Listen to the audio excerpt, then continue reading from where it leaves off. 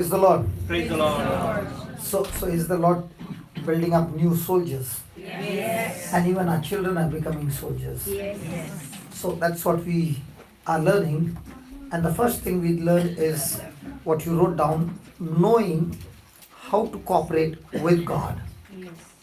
Now, are we cooperating with God through our senses or through the Word of God? Now, as my sister was, we now sharing, Sister Mari, right? Mari. Mari.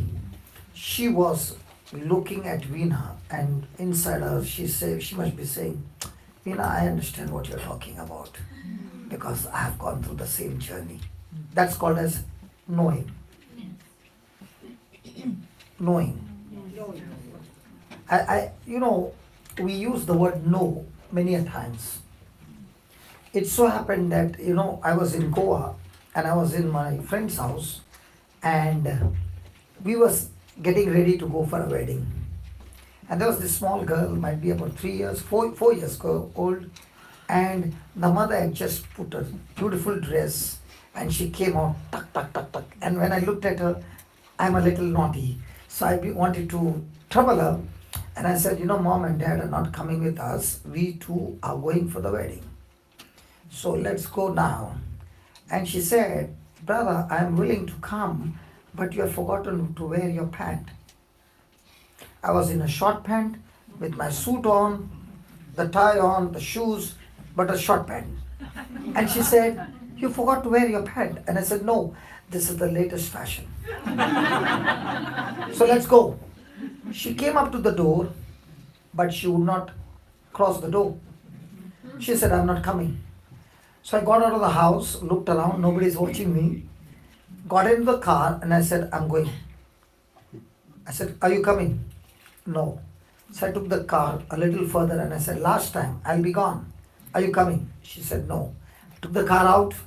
No. Took a turn and came back. Then I went and wore my pant and I said, are you coming? She said these words. She said, I knew you would wear your pant and come. Now, when she said these words, I laughed. But as I was driving, the Spirit of God said, she understands the word no, but you don't understand the word no. No matter how much you tried to change her mind, she was fixed on one thing, what she knew. Yes, with her, I've gone on shorts, but she knows one thing. For wedding, nobody wears a suit with half pant. A 4-year-old baby. And the Lord said, can you do the same when it comes to my word? And the devil is tempting you and trying to change your thinking. At that time, do you say, I know the word of God says this? My sister ended up the testimony by saying, we must have faith and trust. Are they both the same? No? Hello? No? What's the difference? Hello, what's the difference? Which one is better, faith or trust? Faith is believing and trust is Trusting. you must trust in the Lord. I'm asking what's the meaning? Knowing is keeping your eye on the Lord. Well, what's the difference between faith and trust? Jesus, I trust in you. What does that mean? I love to study everything with understanding. Because the Bible says if you don't understand, the seed is already gone. So what's the meaning of the word faith? Faith is, I've received the promise. I receive And- and believe in the unseen. That is faith. Yes. And what is trust? Believe in the promises made by The the promise Lord you will be made, fulfilled. Hmm? Believing when the promises made by the Lord will be fulfilled. Yeah, that's faith. So what is trust? So that will come into operation. Now you're confusing me. Okay, let me explain to you the difference between faith and trust. Faith is like, I told her 2 Kings chapter 5, there's an incident of Naaman, explained to her. She believed that. And she began to say, Lord, I believe that my baby is healed by the wounds of Jesus. Faith. What is trust then? No, that's Trust in no, Jesus that's to not do going it to by happen. your faith. You know that Jesus will do It's it. going to happen. It's not the fact that it will happen, that it might happen, but it will, it's going to happen. And what is then faith? Faith is that I know it is surely happened, not will happen. That's faith. Yeah. So what is trust? Just know that he's there all the time with us, in the same, in the faith. I believe only in Jesus that it's going to happen. I trust Now what you are giving me an explanation is talking all about faith. What is trust? Am I confusing you? That his words are true. Okay. Trust that his words are true. That's why she believed. Yeah. That's faith. Okay. Alright, okay, sorry. So what's trust? Now let me give you an example of trust so that then you will begin to understand, Just to know. am I believing in faith or trust? Amen? Now please don't look at what he's doing. Please don't get distracted. Okay. Now when I'm believing in faith, for example, Veena is believing in faith, okay, for her daughter's healing, and instead of things getting better, things go worse. Now what happens to her faith? It wavers. So the confidence is lost when it is in faith. But a person who is in trust is saying, whether my baby gets healed What happens? or not, my relationship with you, Jesus, remains the same. Complete. So faith is believing that what God has promised me will come to pass. Like my sister was fighting. Yeah. The moment she got the taste of it from the month of March, that she was released from asthma, right? Yes. Now she's not operating in faith anymore. Now she's operating in trust, where she's saying, Lord, I have tasted how faith works. So now I'm committed to do what your word says, whether the manifestation takes place or not. That is called as trust. So trust is commitment to know, to do what you know that God has promised you. One of the beautiful example, Shadrach, Meshach, and Abednego. Abednego. Okay. Now, did they have an issue? Yes. Yes. The king said, if you do not bow down to this idol, I'll put you into the burning furnace. Yes. Now, what was their response? Their response was, let it be known to you, O king, if our God saves us, praise the Lord. If the God doesn't save us, let it be known to you, we will still not bow down to your idol. Now, was it they believing in faith or trust? Trust. Because they are not interested whether God will do it or not. They are only interested that, Lord, this is what your word says, I'm committed to it. And that's called as trust. Now, people who trust God, they will always experience the furnace getting heated up 7 times more. And that's what happened. The king was so furious because now they were committed. They were not even bothered about death. They were not even bothered about what the result would be. They were fixed on one thing. Lord, my relationship with you is not based on what I get from you. My relationship with you is that we love you. So the furnace got heated up. Okay? When the furnace got heated up, were they scared? God save me, God save me. Father, in the name of Jesus, save me, save me, save me. Father, save me, save me. No, they were praising God and they were saying, whether we die in the furnace, who cares? The next moment we'll be with our God. That's right. Now, with that kind of a mindset of commitment, were they praising God? Come on. Yes. People who are trusting God will praise God even in the worst situation. People who are operating in faith, they will find difficult to praise God because now they are expecting this to manifest and it's not manifesting. Things are going absolutely crazy. Then faith starts wavering. So the question is, my relationship with God is based on faith or trust?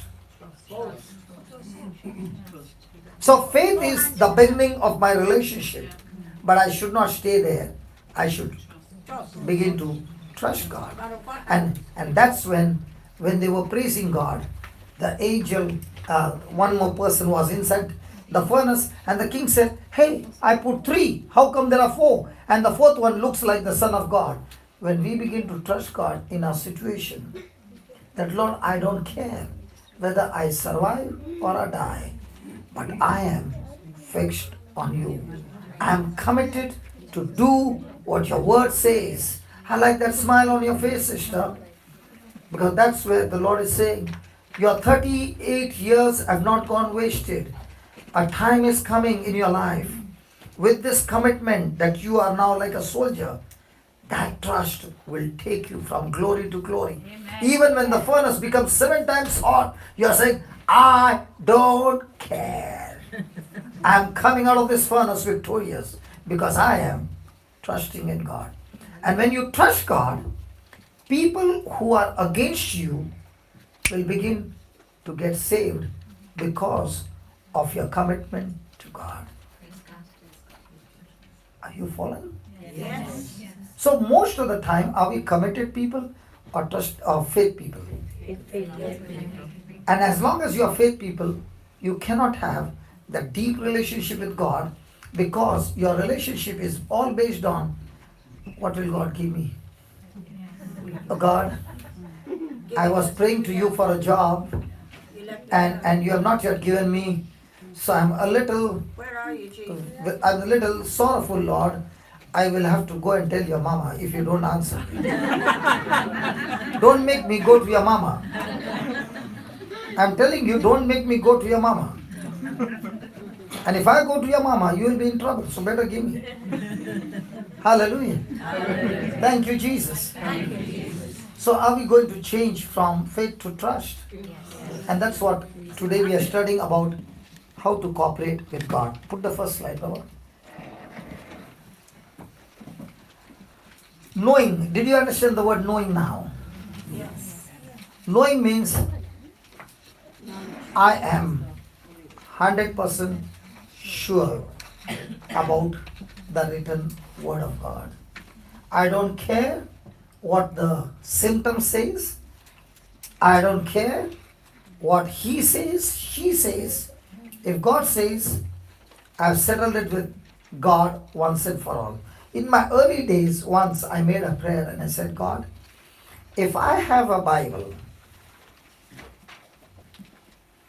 how many of you see this Bible, a leather bound, right?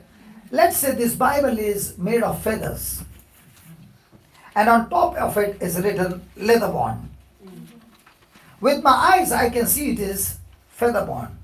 But if it is written leather bound, I tell my eyes, shut up and agree to what he says, and I'll say my Bible is leather bound. Are you following? Yes. When a person has got this kind of an attitude, he's saying, Lord, I'm trusting you, I'm committed to you, and I am not changing my thinking. I am in agreement with you. Such are the people who see their lives turn into supernatural. In the church, we need people like my sister. The symptoms are there. Who cares? But Lord, if you said it, I'm going to take the machine gun. My bullets are your word. And my tongue is the trigger. And I'm going to keep on pressing till I knock the devil out of my body, permanently out of my family, in Jesus' name. Amen. And that's why the Bible speaks about people getting violent. If you are not violent, that sickness cannot be killed. We got to become violent. And that's what Jesus said. The violent take the kingdom of God by force. How do you get violent? You get violent by putting pressure on the pressure that is coming against you, by saying, I know, and because I know, I am cooperating with my God. And I'm not cooperating to what I'm doing, I'm cooperating to what He did for me on the cross. Now, if these healings have taken place, they did not say, God, please heal me. They said, Lord, the Bible says that you have finished it on the cross and you declared on the cross once and for all. Don't come for healing to me. I have declared all cases. By my wounds, you have been healed. The case is over from my side. So don't come and bother me anymore. I have declared you have been healed. Now where's the problem? Hallelujah. Where's the problem? The problem is on my side because my symptoms are still saying I'm not healed. And that comes the battle. Will I stand on natural faith or human faith, which is on sense knowledge, or will I stand on the Word of God, which is Bible knowledge? So every time we read the word believe, it speaks about Bible knowledge. It never speaks about sense knowledge. And all these years, we have been trained to live by faith or by sight. Come on, faith or sight. So the next question will be, then if God wants us to live by faith, then why did He give us senses? He should have shut down the senses. It would have been so good. We would have got onto the word all the time. See, senses were given for us to live in this natural world, to assist us, to help us. For example, has God given you eyes? Yes. He has given you eyes so that you can use your eyes to drive the car. Good. So He has given you senses of feeling. Now, every time the senses are helping you in your everyday life, no problem. Good. But the moment the senses start communicating to you against God's word, now comes the problem. So God has given us senses, but He never gave us senses to rule over our life. He gave us His word to rule over our life. Is that clear? Yes. Is that clear? Yes. Praise God. So my healing comes from God, or my changing or shifting from sense knowledge to word knowledge brings healing. Which one? Now, let me give an illustration so that you understand better. When you go to the washroom, there is a tap out there. Is it there? Yes. Do you see the pipe? No. Do you see the tank? No. Do you see the main source? No. Do you stay there and pray, God, this time when I'm going to open the tap, let there be water, Lord. Water, water. Please, Jesus, water, water, water, water. Do you do that? No. You know that there is water. In the same way, you know that by His stripes I'm already healed. Right? Yes. Now comes the choice. I heard that all Irish people have chilled water bath. The cold water bath. Must be few. What about you? No. Hot water? Nice warm water. Oh, hot water, okay. Now when you open the tap, is there written hot over there? Yeah. Or a red color? Yeah. That means hot. Yeah. Now you open the tap Yeah. and you stood under it. Yes. Did you get hot water? Yes. That's the biggest lie. That's the biggest lie. Of course I did. When you open the tap, Yeah. there is cold water coming about about 30 seconds. Don't touch me. You're telling a lie. Don't try to justify. Well, does anybody open the tap and stand under the shower? No, they stand for some time outside. Not our shower. Not your shower? No. Why not? Because our shower is a power shower. What is the meaning of power shower? So what? We have instant hot. You don't be 30 seconds. Oh, is it? I should come and have bath in your shower then. But those who have that tap hot and cold, you understand what I'm saying? No. Just because you put the hot water, okay, and the cold water came, do you switch it off? No. Because you, in the same way, when you know what Jesus has said, even though the symptoms are there, you are telling, I know what is in the pipeline is going out, and then comes the real stuff. Do you keep the pipe off? The tap off? No.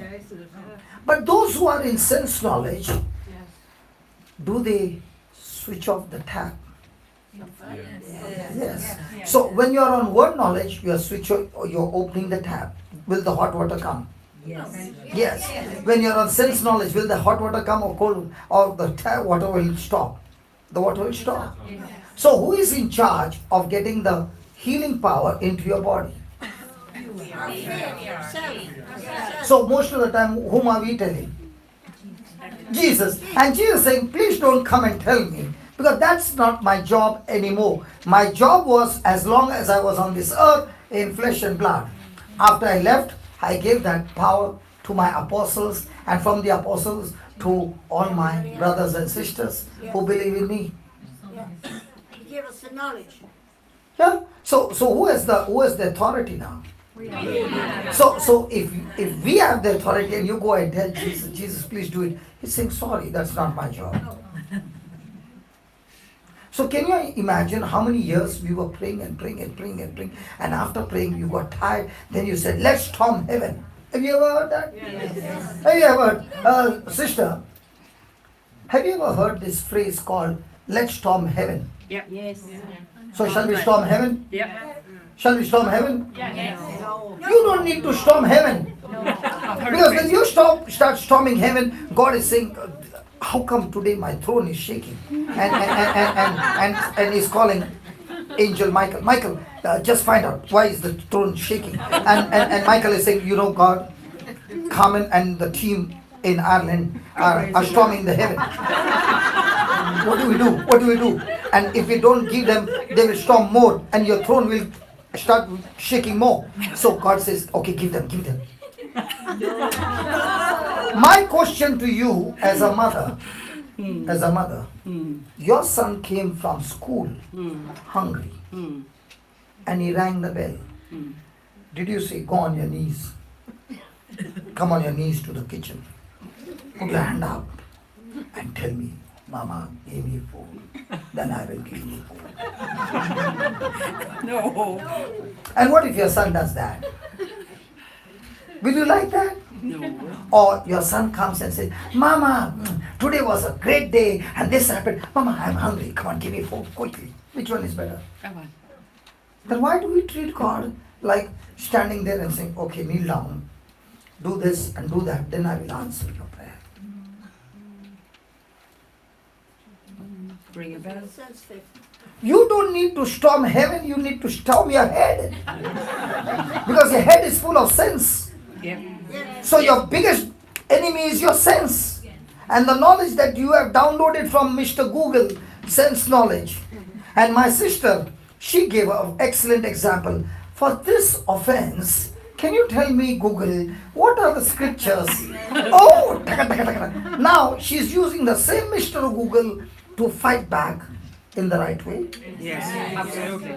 So do you need to storm your husband? No. Your wife? No. Your neighbor? No. The priest? No. Who's mine? The Lord, man. Praise God. So where's the real problem? So let's storm heaven. Come on, let's pray.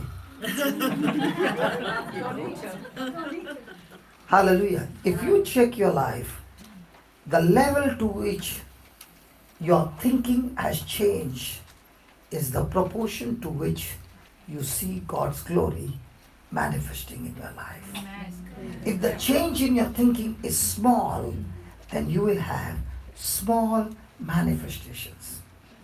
But the more and more you quickly change your thinking and become a doer of the word, your life becomes supernatural. It's all about how much am I willing to cooperate with God.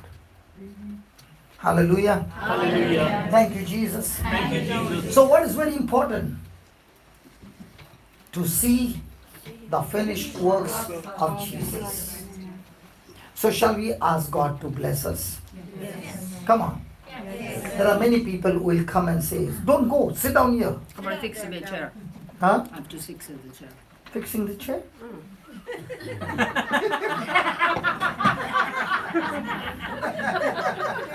I have to be comfortable. I understand, brother, how much you must have gone through. Praise God. Hallelujah. She knows everything, how to twist it. Hallelujah. Thank you, Jesus. I understand Irish people better looking at her. Okay. Okay, what was I saying? I forgot. Blessing. In the Old Testament, how did people get blessed?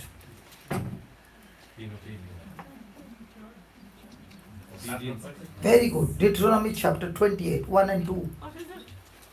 Deuteronomy. Now you will understand. 28, 1 and 2. In one place I went and I was preaching. Okay, don't laugh.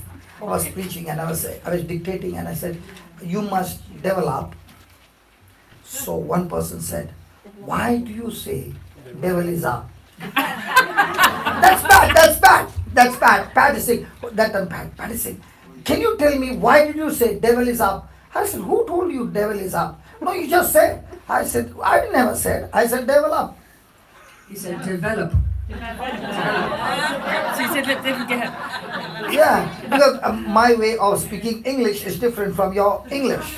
So please bear with me. So don't take the wrong meaning. Pat had a big problem. Then I had to do inner healing with him.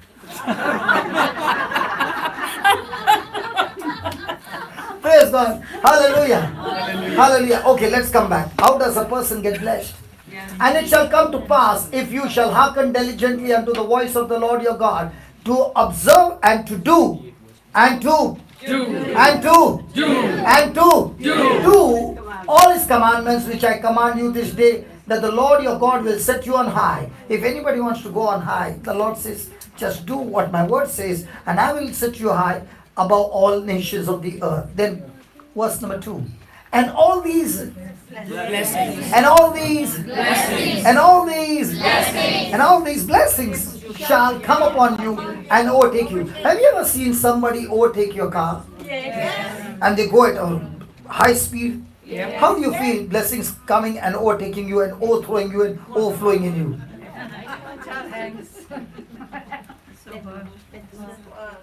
Praise God.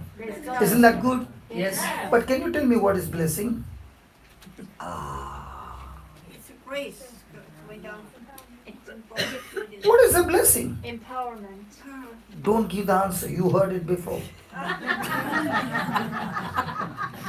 Let them think, no? Let them think. Yeah, what is blessing?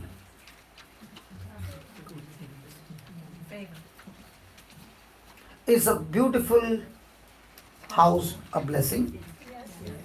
Come on, yes or no? Yes. A beautiful job? Yes. Your good health? Yes. Your spouse? Yes. Oh, that came quickly. Good. Because sometimes it takes a pause. In some places it takes a pause. Here it came very quickly. Praise God. Thank God. Hallelujah. Others, your spouse?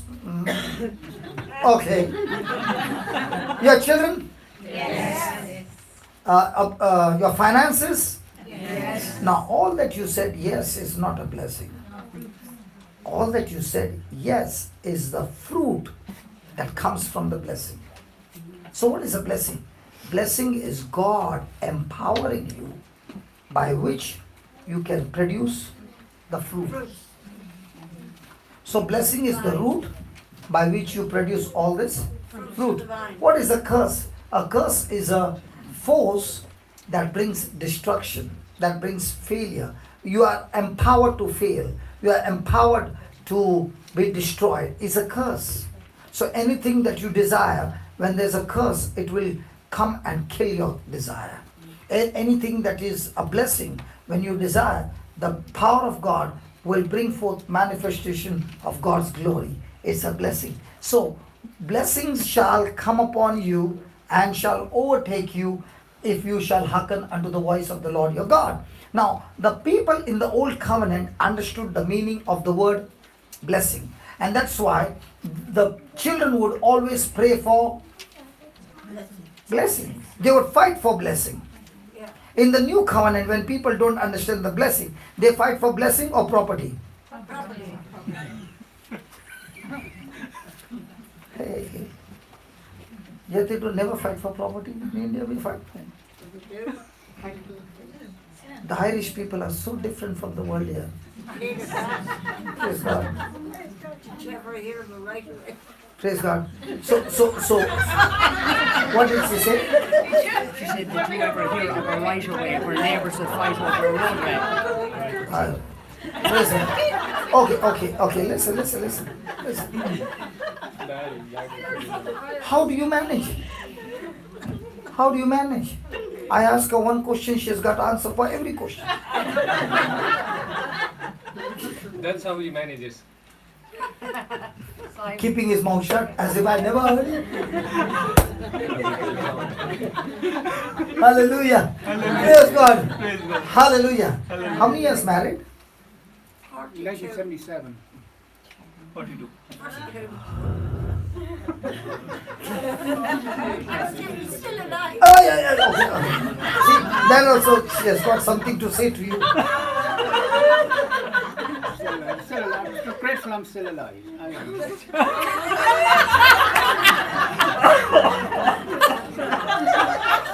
Truly, what people say, marriages are really made in heaven.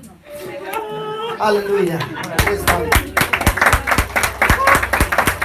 Hallelujah. It's fun. Okay. Now, look at the 15th verse. 15th verse. Same, 15th verse. Deuteronomy. But it shall come to pass, if you will not hearken unto the voice of the Lord your God, to observe, to do all his commandments and his statutes, which I command you this day, that all these curses. So when does curse come? When you don't When you don't do what the word of God says. Now, this was in the Old Testament. Okay. In the New Testament, how does a person get blessed? Same way. That's where people go wrong, and that's why people suffer all their life, because they believe it's the same way and they are not moving into the New Testament, they are still stuck to the Old Testament. How does a person get blessed in the New Testament? love God and love your neighbor as yourself. Believes Jesus, Did he say then you will get blessed? believes that Jesus Christ is the true Son of God. Huh? Believes that Jesus Christ is the true Son of God in the New Testament. So that's how you will get blessed.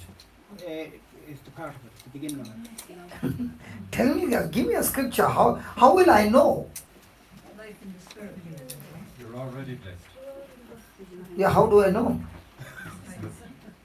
So can you give me a scripture?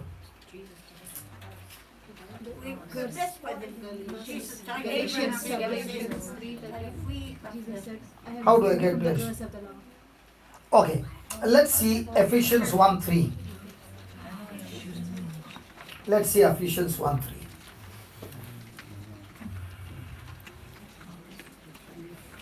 Please read it.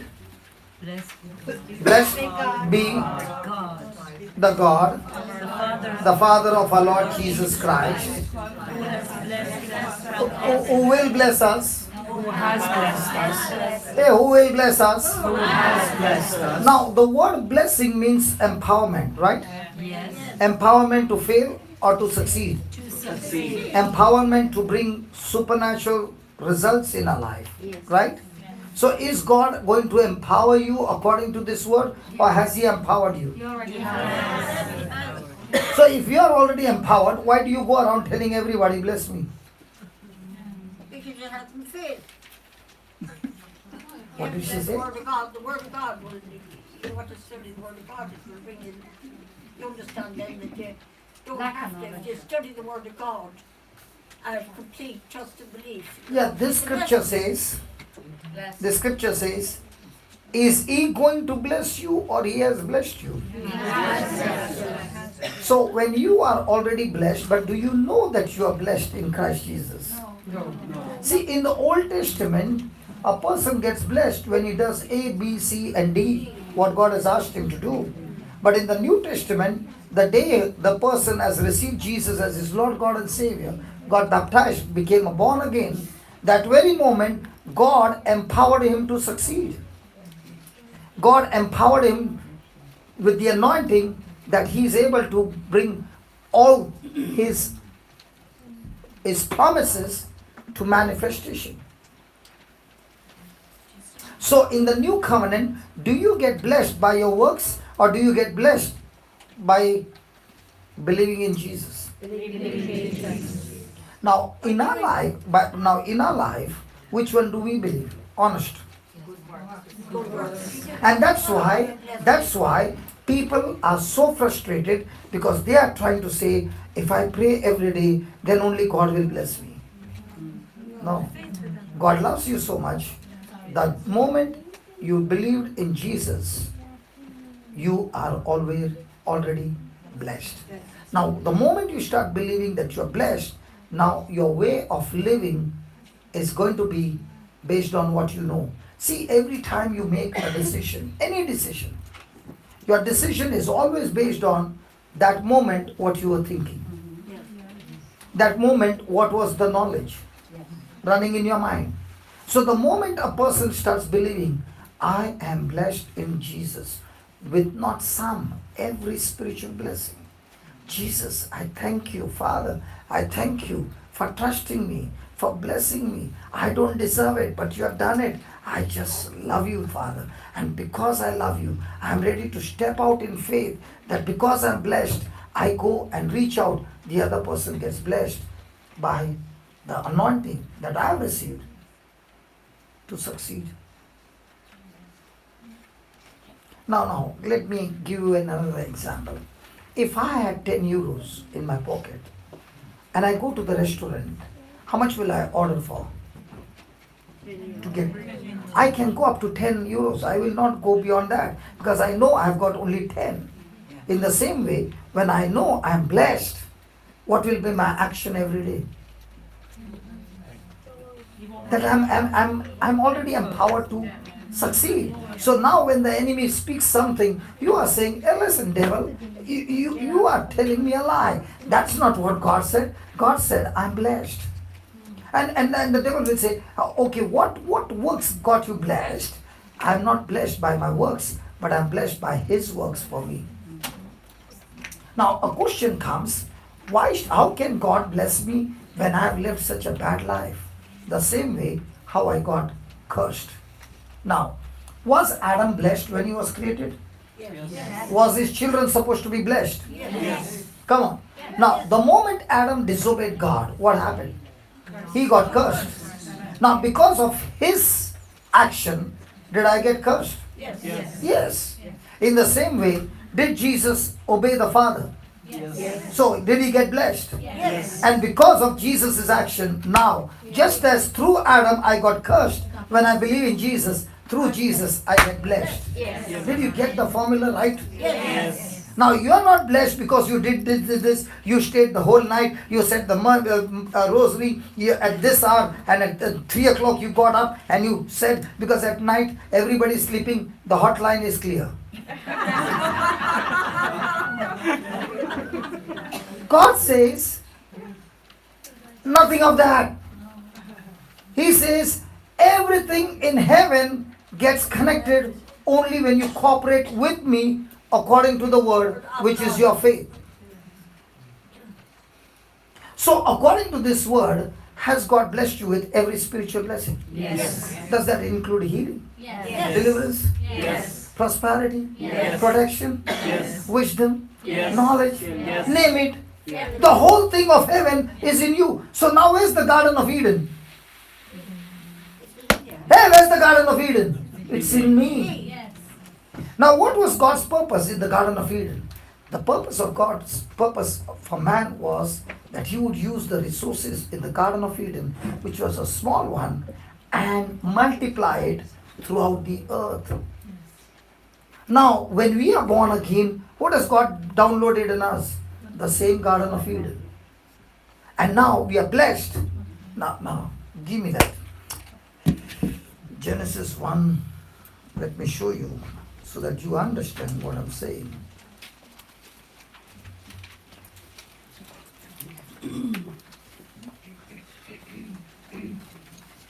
Is it interesting? Yes.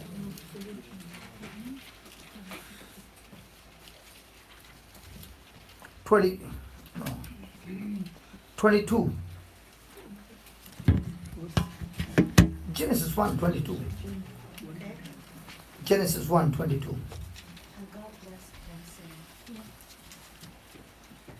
You put Abel to the test.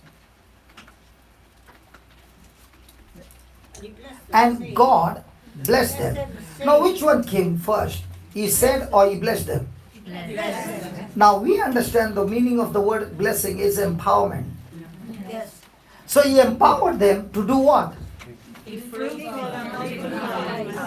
So, are we now blessed in Christ Jesus to be what? Increase our life. So, are we blessed to produce the fruit of the Spirit? Yes. When Adam sinned, were we blessed to produce the fruit of the Spirit? No. We were cursed to produce the fruit of the kingdom of darkness. Now give me Romans 5:19. Let me show you. Is it interesting now? Yes. For as by one man's disobedience many became many became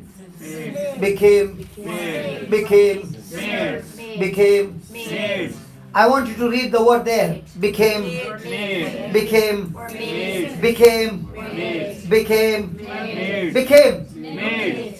Now what's the difference between made and become? Adam was made in God's likeness and image till he made a decision to disobey God. His disobedience, because of his disobedience, he became a sinner, and we who are in the loins of Adam were made sinners. Now I must understand the difference between sin and sins. Have you heard sin and sins? Are they both the same? What's the difference? Now don't give me a grammar, okay? Give me from the Bible. We come into the world with original sin. Huh? We come into the world with original sin. And what is sins? From Adam and Eve. And sins is what the body yourself makes through your life, whether you hurt somebody, things like that. That's all sins. So what's the difference between sin and sins? That's the way I understand it. Sin is a power that has been implanted in you to rebel against God. And because we have the power called sin, we rebel against God. And when we rebel and we put it into action, that action is called sins. So sin is the root and sins is the fruit. But if I don't have the root, I cannot commit sins. Are you following? Are you following? That's why he says, as by one man's disobedience many were made sinners, as by the obedience of one many shall be made righteous. So by the obedience of Jesus, I was having the sin nature, Jesus has come and dealt with sin. He has not only forgiven sins, but he has destroyed sin. Because if he doesn't destroy sin, I will go the next moment and commit the same sin again. So Jesus also destroyed sin and made me what? Righteous. Means what? He gave me the very nature of God in me. Now let me give you an example between a sin and sins. I've got two pets and they are both extremely loving. And I gave them a good Johnson baby shampoo bath. Is it there in Ireland? Yes. Yeah? Johnson baby powder? Yes. Then after giving them good bath, then I put Johnson baby lipstick. That's not there. Okay. I put a nice coloring and a bow and I let them go out to play. After 1 hour, I came back from church and both the pets were there. One of the pet came running, jumped on me and started licking. The other pet was in a mug looking at me and still enjoying the mug. Who are these two pets? What? Who are these two animals? Adam and Eve. Oh my God.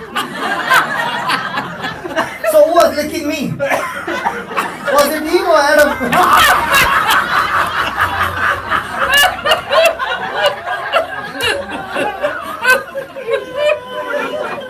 Huh? Who are these two animals? Dog. One is a dog, that's right, the dog who came jumping on me and began to lick me. The other one, Pig. the pig. Yeah. Now, did I give them both the same love? Yes. Did I give them the same shampoo bath? Yes. Did I give them the same freedom? Yes. Then how come the pig went there? Nature. The same way the Lord said, when you and I were born from a mother's womb, we were born from a mother's womb with the nature to rebel against God. Till a day came when we got baptized, made Jesus the Lord of our life, and Jesus destroyed that sin nature and gave us His nature, and that's why we are called as new creation. So on this planet, there are two human race.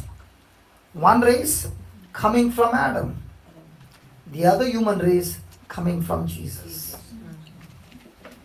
So we who receive Jesus as our Lord God and Savior, the Spirit of God comes into us and destroys the sin nature.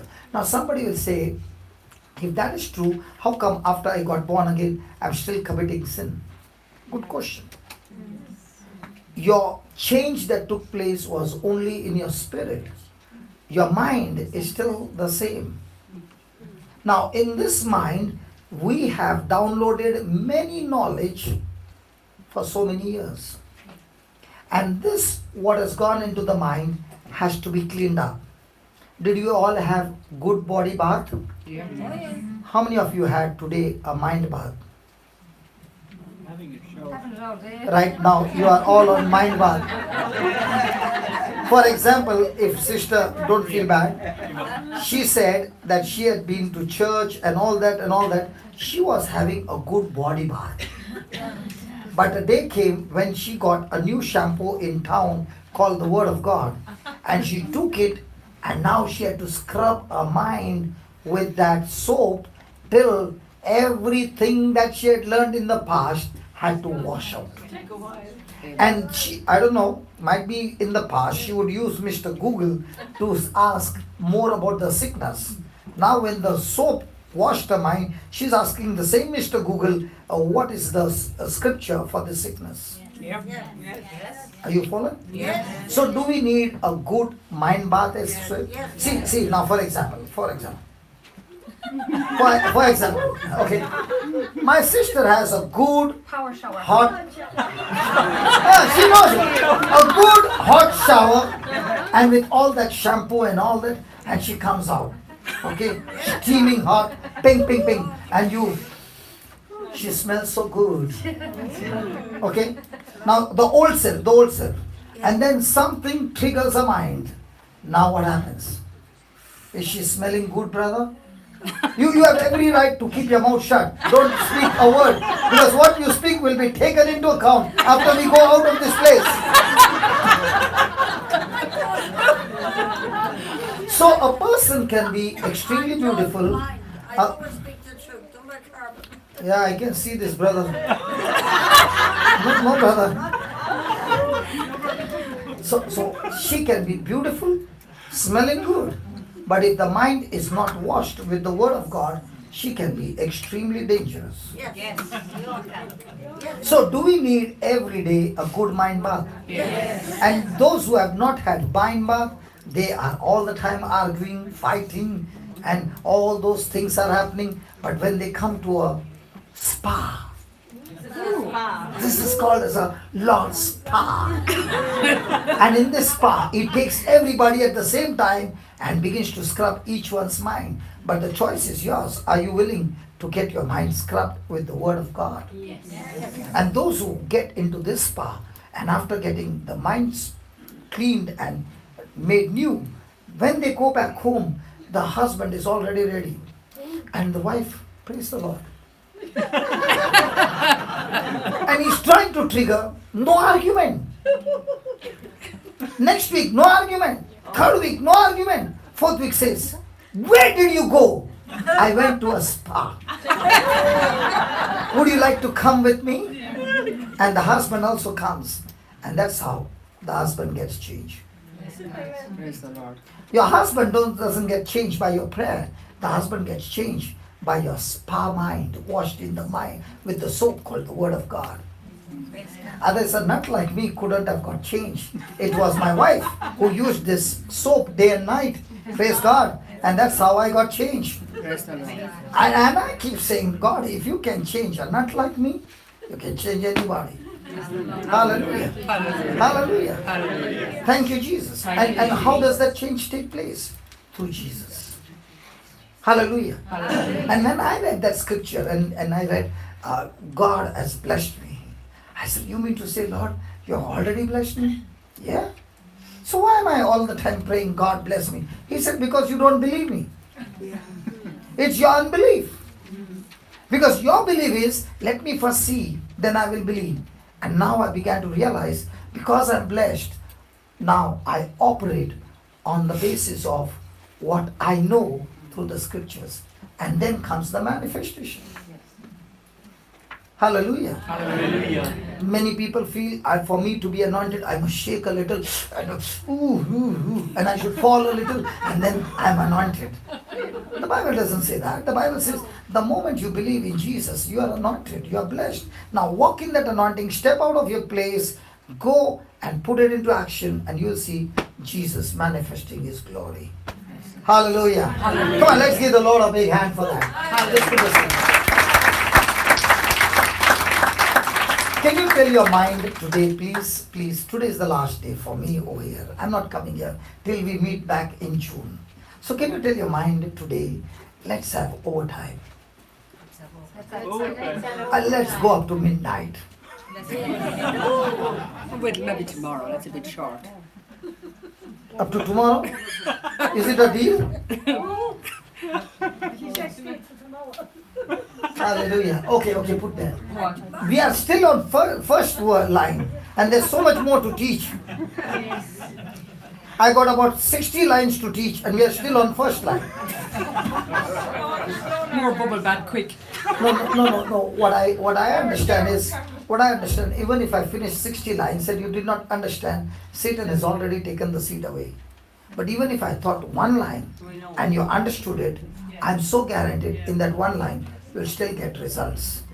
We are here to get some results. We are here in the spa where the mind is getting washed and it's free. Praise God. Hallelujah. So knowing how to cooperate with God is an important component in seeing the manifestation of the Finished works. So are you going to cooperate with God based on your works or Jesus' works? Jesus. Now look at your prayer. Are your prayers always speaking about Jesus' works or your works? That's why you are under the law. In the new covenant, we are not under the law. We are under grace. We are believing what Jesus did for us. Hallelujah. So the next question comes, that means I must not do anything good. I must not do any works. Let's answer that. Ephesians chapter 2, 8, 9, 10.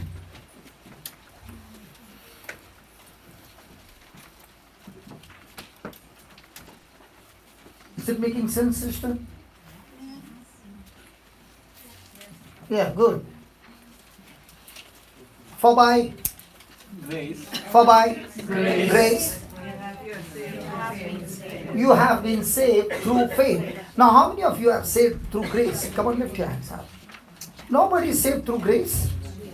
Only 1, 2, 3. Hello, are you not saved by grace of God? Yes. So lift your hand up. Yes. Yeah, praise God. Now, put your hand down. How many of you are saved by your faith? None of them. Praise God. Hallelujah. How can you lift your hand twice?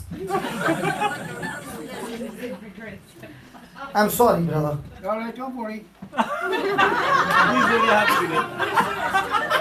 Now I'm putting some pressure on her. She's very able to take that.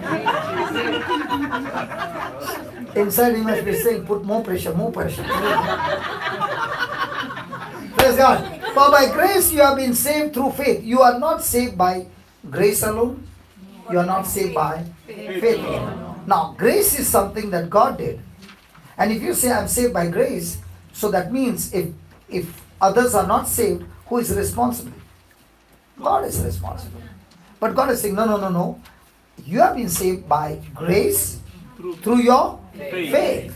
So like my sister, tonight after midnight, she's going to bring a buffet over here. Okay, and there's going to be tandoori and all chicken and pork ribs. Don't forget the baby pork back ribs. Oh, that's right. And don't forget the beef and all that she's going to lay down. And then she's going to say, let's celebrate tonight and everything you can have as much as you want. Praise God. And there is one brother sitting in the corner and he's saying, Jesus, I'm going to exercise my faith. In the name of Jesus, Father, let the plate come to me. And see, Lord, when you put the plate on my lap, let there be, don't forget the pork ribs. I love it. And the beef. Thank you, Jesus. Hallelujah. And he's going on closing his eyes and he's waiting for the plate to come. Then comes my sister and says, brother, what are you doing? No, I'm still praying in faith. And she says, the buffet is over.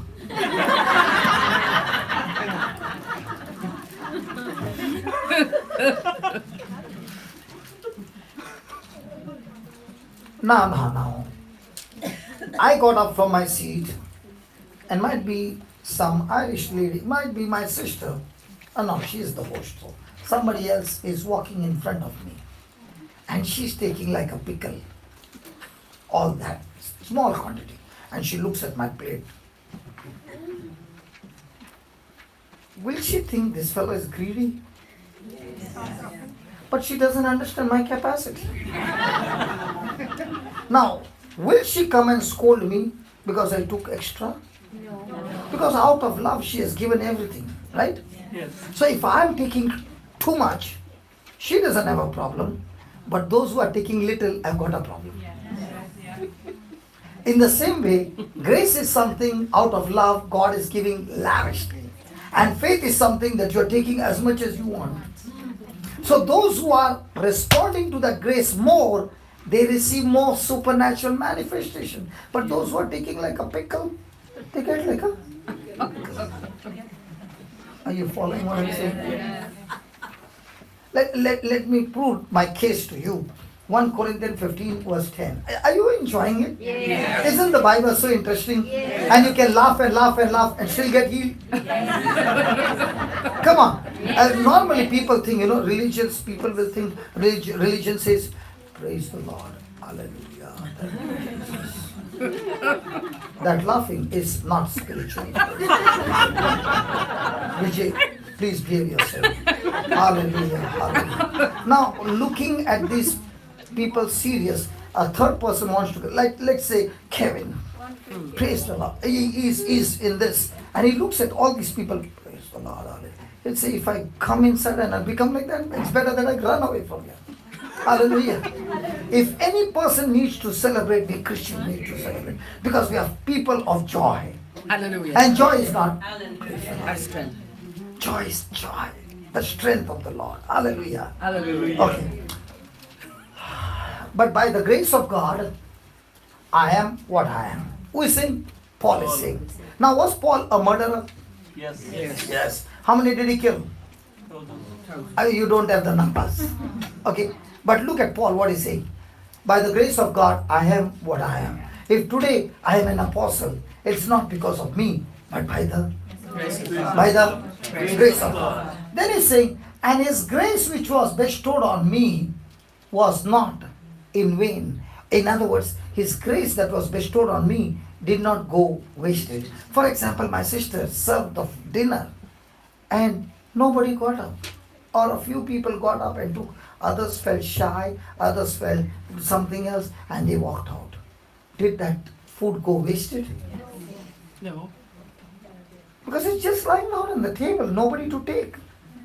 In the same way, has God, through His Son Jesus, given us the grace? Yes. Now, has God given you the grace that grace is what God has promised us, okay? So has Jesus said, in my name you shall cast out demons. Yes. In my name you shall lay hands on the sick and they shall recover. Yes. Now, either you don't have hands, and if you have hands, you don't believe. Because if you had hands, you would have laid hands when you see the sick. You are not laying hands because you don't have hands. So at least you can put legs. Come on. At least you can touch your body. Yes. But we don't do that either because we have unbelief. Has that grace gone in vain? Yes. Yes. She's My daughter. daughter. Now, don't you have the grace because you believe in Jesus to lay hands on the sick and she shall recover? Yes. But did you lay hands and said, in the name of Jesus, Lord, you told me and I'm doing that? No. Because you don't know the grace, the power of God that is in your hand. So you are all the time looking towards heaven and saying, God, please heal my baby. She's saying, God, please heal me. And God is saying, listen, I have given you the power. Just lay hands and say those words. I'll do the rest. Amen. Are you following? Yes. Are you following? Yeah. How does it look that you can see your loved one suffering and you look to be helpless? Whereas you have the power to lay hands and get the baby healed. Amen. Are you understanding? what I'm saying? Yes. But are we doing that? No. So has grace gone wasted? Yes. So how much of grace is wasted in the church? Imagine every person using grace of God, the power of God. When people are sick, I saw one day, believe me, I saw in that animal geography channel, there's a lioness, okay? And she is having a little wound. She's limping a little. A pack of hyenas come and now they are getting ready to attack her. Who? A lioness. Hyenas are so small. And now their strategy is, one is coming from front, they are just dodging her, not coming very close, that she is turning all around. And when she's looking in front, from behind two are coming and biting her, she turns around and this is going on. All of a sudden she gets so frustrated, she goes for one fellow's kill. And she goes and pounces on him and begins to bite him. When she's biting, she has got 20 bites from all sides. So now she realizes, I can't bite. I have to only defend myself. And they go on and on and on till she gets tired and they finish her. And I said, God, if only we, the people of the church, understand this strategy and this sickness somebody has got, and every one of us come and lay hands one after another, and in the name of Jesus, you are healed. And the person on the other side is saying, I agree, Lord, in Jesus' name. We are like a pack of hyenas and we can kill that sickness when we are all cooperating to grace. Yes. Grace is what God said in His Word. Faith is what you agree to God's Word. The manifestation takes place. I want you to imagine, we were all destined to go to hell because sin qualifies us to go to hell, right? Now, Satan wants us to go to hell. But when the gospel is preached, do we all have the freedom of choice? Yes. And when you made the choice to believe Jesus as your Lord God and Savior, you opened your mouth, believed in your heart, confessed out of your mouth, did that greatest miracle take place of getting born again? Yes. Come on, yes or no? Yes. If the devil can't stop that miracle that takes you to heaven, how can he stop all the other small miracles? If the greatest miracle took place by believing in my heart and speaking out of my mouth, then healing also takes place with believing in my heart, speaking out of my mouth. Releasing from bondage also takes place by believing in my heart, speaking out of my mouth. Today, all these testimonies, whoever shared, there's one thing common. I heard the word, I got the knowledge. When I got the knowledge, I got the grace. Based on that grace, I began to say 100 times, 1,000 times, and I made up my mind, either I'm for God or I'm against God. That's what you said. So, now what were you doing? You are responding to grace with your faith. Now, the moment you responded to faith, to grace with your faith, Okay? The enemy tried his best to give you more trouble, and he said, this time, devil, I'm not stopping. I'm going to exercise my faith to the end. Now what happened? The manifestation took place. The good news is, even if the devil has made you a prisoner for 40 years, 50 years, 60 years, it doesn't matter. When we who believe in Jesus open our mouth, believing in our heart, start speaking the scripture, the 50 years, 60 years fortress is destroyed by the anointing of the Holy Spirit. Amen. Holy Spirit will not move into action till you open your mouth and speak your faith. He is always ready to help you, but there is a rule, and the rule is you must open your mouth and speak your faith, which is covered under grace. And Paul is saying, the grace that was given to me, I did not let it go wasted. I used it day and night, and I labored more abundantly than all the apostles. And the labor that I labored was not mine, but it was the grace of God. Now the question is, do you see me getting tired? No. Even if I preach the whole night and I come back in the morning and I preach, I will not get tired. You know why? Because I'm not preaching what I want to preach. I'm preaching what he wants to preach. And that's why I'm tapping into grace. So when you're tapping into grace, grace makes you, in fact, more stronger. The supply is endless. Hallelujah. Hallelujah. So the moment what's that? Whiskey.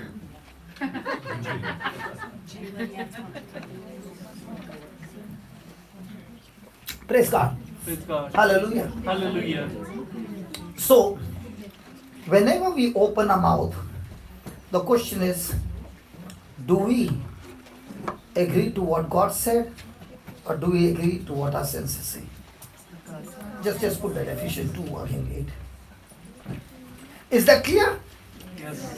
Hello, is that clear? Yes. So from now on, do you plead to God to get something from God, or do you exercise your faith and bring forth the manifestation?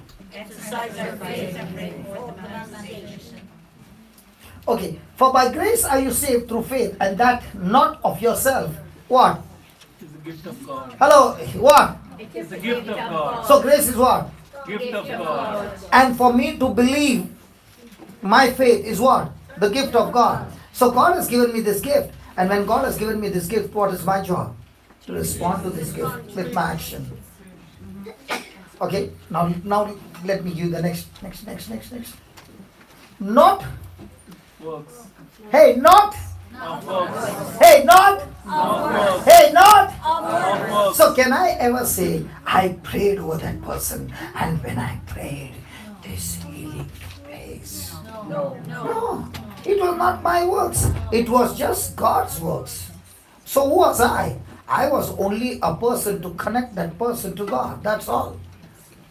And this connection also is not my own. It's a gift of God. Hallelujah. Hallelujah. Thank you, Jesus. Thank you, Jesus. Then, hey, your legs grew, right? Come here. You know, when I met this sister, I met her last time.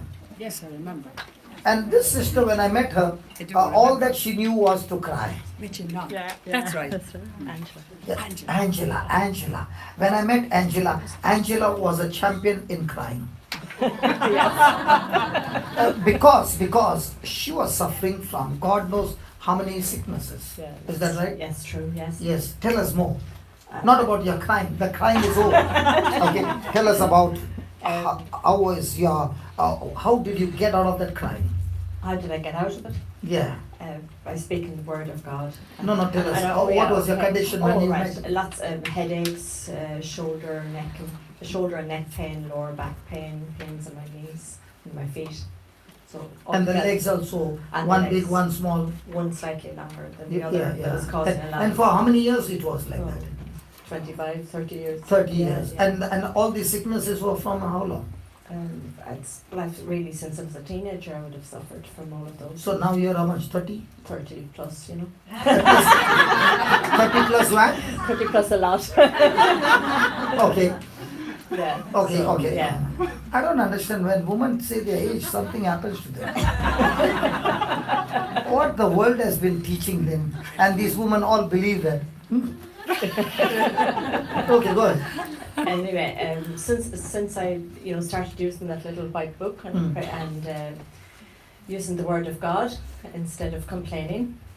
Which you are doing before. Lots of, yeah. So Yeah. I can sum it up really by praising God every day in my life. It has brought miraculous changes, really. Okay, how much time do you spend in speaking God's word? I suppose when I'm, on my own in the morning, yes, when I get up. But as I go through my day, I'm constantly praising God as I drive the car. You are using the radio? Yes, a little bit. Yes, not enough, I admit. But I'm constantly praising God as I go about my day. Has the book helped you? The book has helped me immensely because, And what happened on the other day when your leg was shot?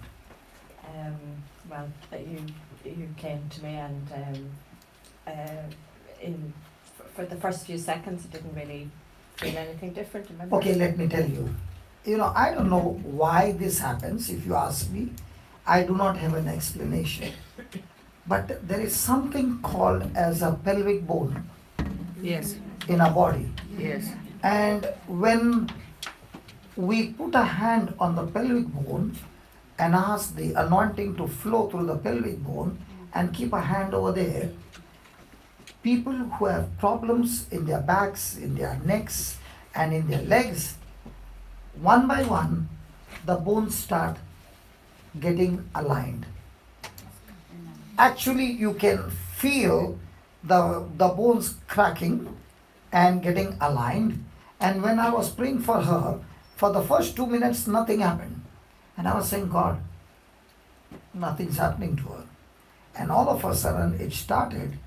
And it started in such a way that her whole body on the top started getting aligned. The power began to flow down. And then she was having one leg big, one leg small. And everything got aligned. And now, after how many years are you walking straight? Yeah, it's certainly 30, I'd say anyway. 30 years yeah, plus. Yeah, Yeah. for sure. And now there's no pain. There's no pain, yeah. It's good. Praise God. Praise And you are set free from this back pain and all pain after how many years? I'd say 30 years. I'd 30 say years. 30. How do you feel? Great, absolutely wonderful, yeah. Now what are you going to do? I want to help others to achieve the same thing in their lives that he. So you're going to teach others as well? I hope so. That's my intention. Yes. I hope no, so. No, not all. Sorry. One more. I will teach others. Yeah. Good. Don't say I hope so. Yeah. Okay. Okay. Praise God. Praise Hallelujah. You know what a joy to see. The last time the sister comes with pain, and pain. And this time when she comes smiling. Hallelujah. I still remember when we were in somebody's house at that time. We were praying, and I was praying for her.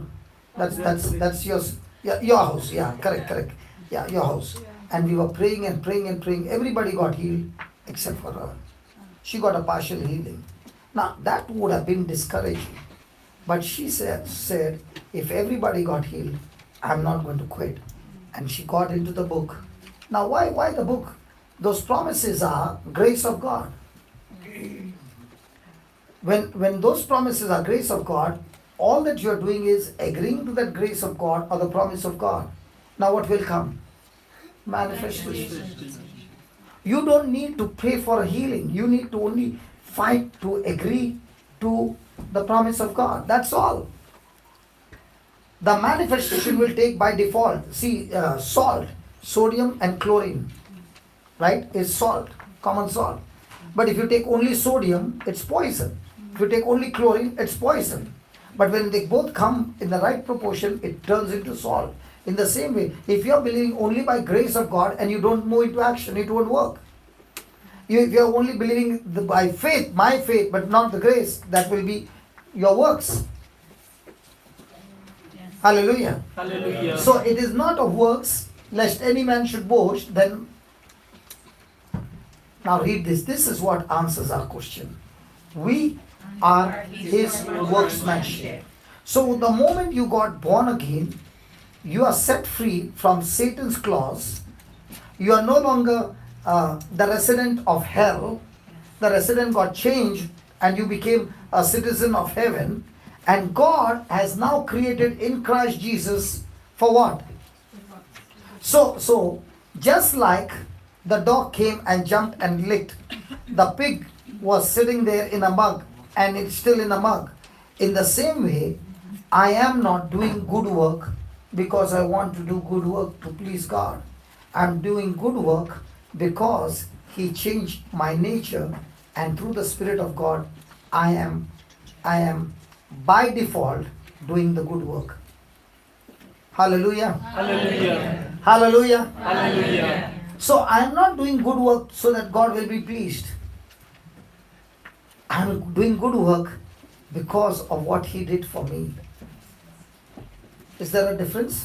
Yes. Hello, is there a difference? Yes. Because if I am doing good work for Him, expecting something from Him, when I don't get, I'll be depressed. But now I'm not doing good things because He'll give me something. I'm doing good things because He has put that power in me to do good things. Are you understanding the difference? Yes. That's what He says. We are His workmanship, created in Christ Jesus unto what? So you are created for what? But if you are not doing good works, but you are selfish, now what is happening? The grace is going wasted. Which God has before ordained that we should walk in them. God has already pre-planned for us. And what He has planned for us is extremely, extremely high. That's what I said to you. You just got a taste of it. Now every day when you begin to use that grace that God has given you and looking for opportunities to be a blessing, people might speak a lot of things against you. Be prepared for that. Because the enemy is going to use somebody to get you offended. They will spoil your name. They'll say she has left a Catholic church, she has become a Protestant, she has become this, she has become that. But your heart is, Lord, you have changed my heart for good works. I'm looking for opportunities where I can release this grace that you have given me in abundance.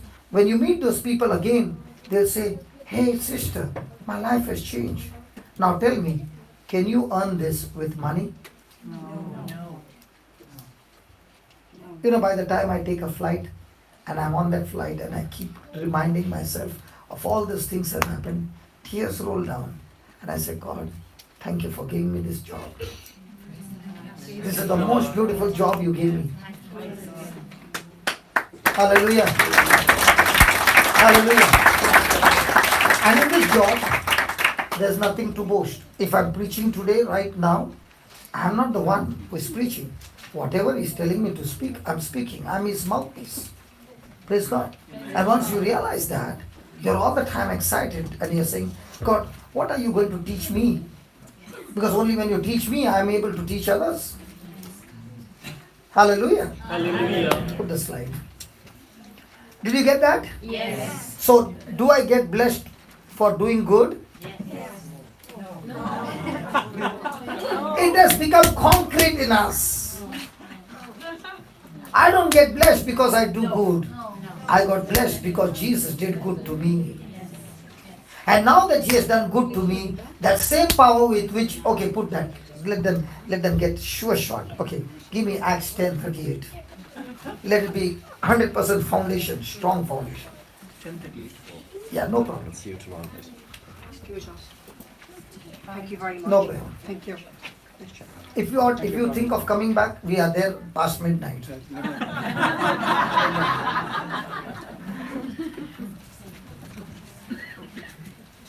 10:38, brother. Okay, now see, now it will be a real proof. Look at this.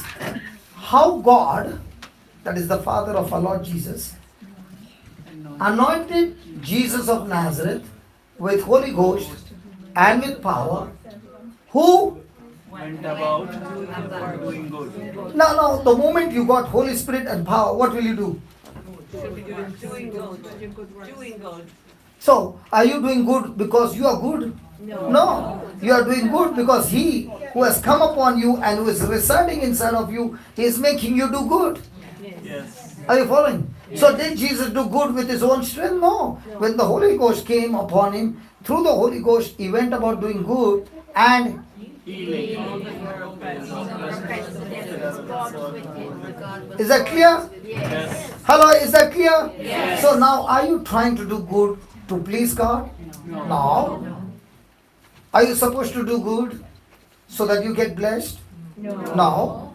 I got blessed, and because I got blessed, that blessing empowerment is making me do good.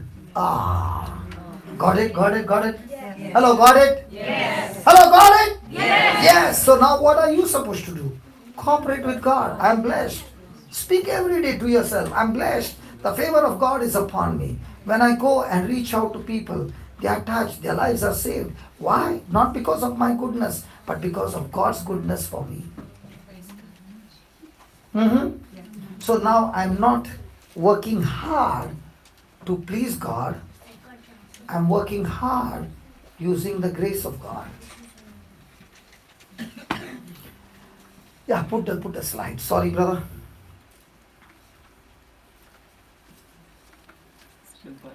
Knowing how. Yeah, we are still in verse first. Change it. Others will not go any further. Okay. Jesus has made available what? Everything. Jesus will make available. Has made available everything we'll ever need in life. So asking God to do something He has already done is an indication of unbelief. Now my question to you is, has Jesus really done all things for us, or is He going to do all things for us? But can you see it manifested? Now my question to you is, if He has done all things for us, then how come I'm not seeing the manifestation? If Jesus has done everything for you, my dear sister, why did you suffer for 38 years? Because I was operating in sense knowledge truth rather than in spirit knowledge truth. So let me make it more clear. Do you want it more clear?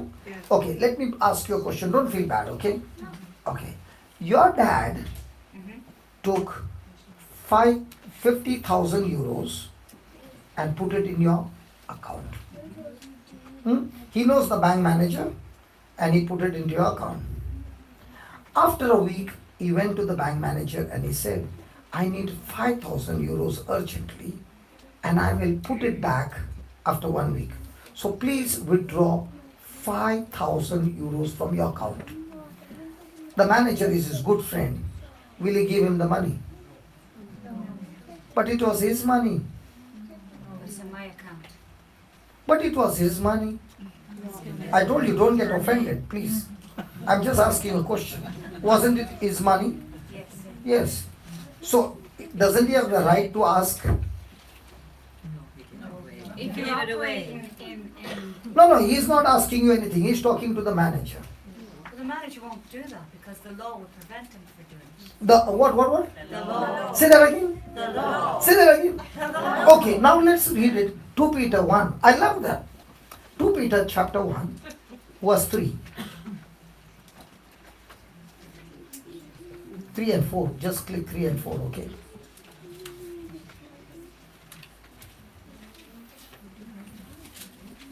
Yeah, read it, please. Please read it. According to his divine power, hath given. No, go slow. Okay. According to his divine power, which is called grace. Which is called grace. Okay. Hath given unto us. He has given unto us, or he will give us. Has given unto us. Which one would be making you happy? He will give you, or he has given you? I know that. Everybody wants has given unto us. Okay. Has given unto us. All things. Some things. All things. Some things. All things. Does that include healing of that asthma? Yes. So, was he going to heal you of asthma, or has he already given you? Has already. Don't get angry with me. I'm just teaching you. Okay.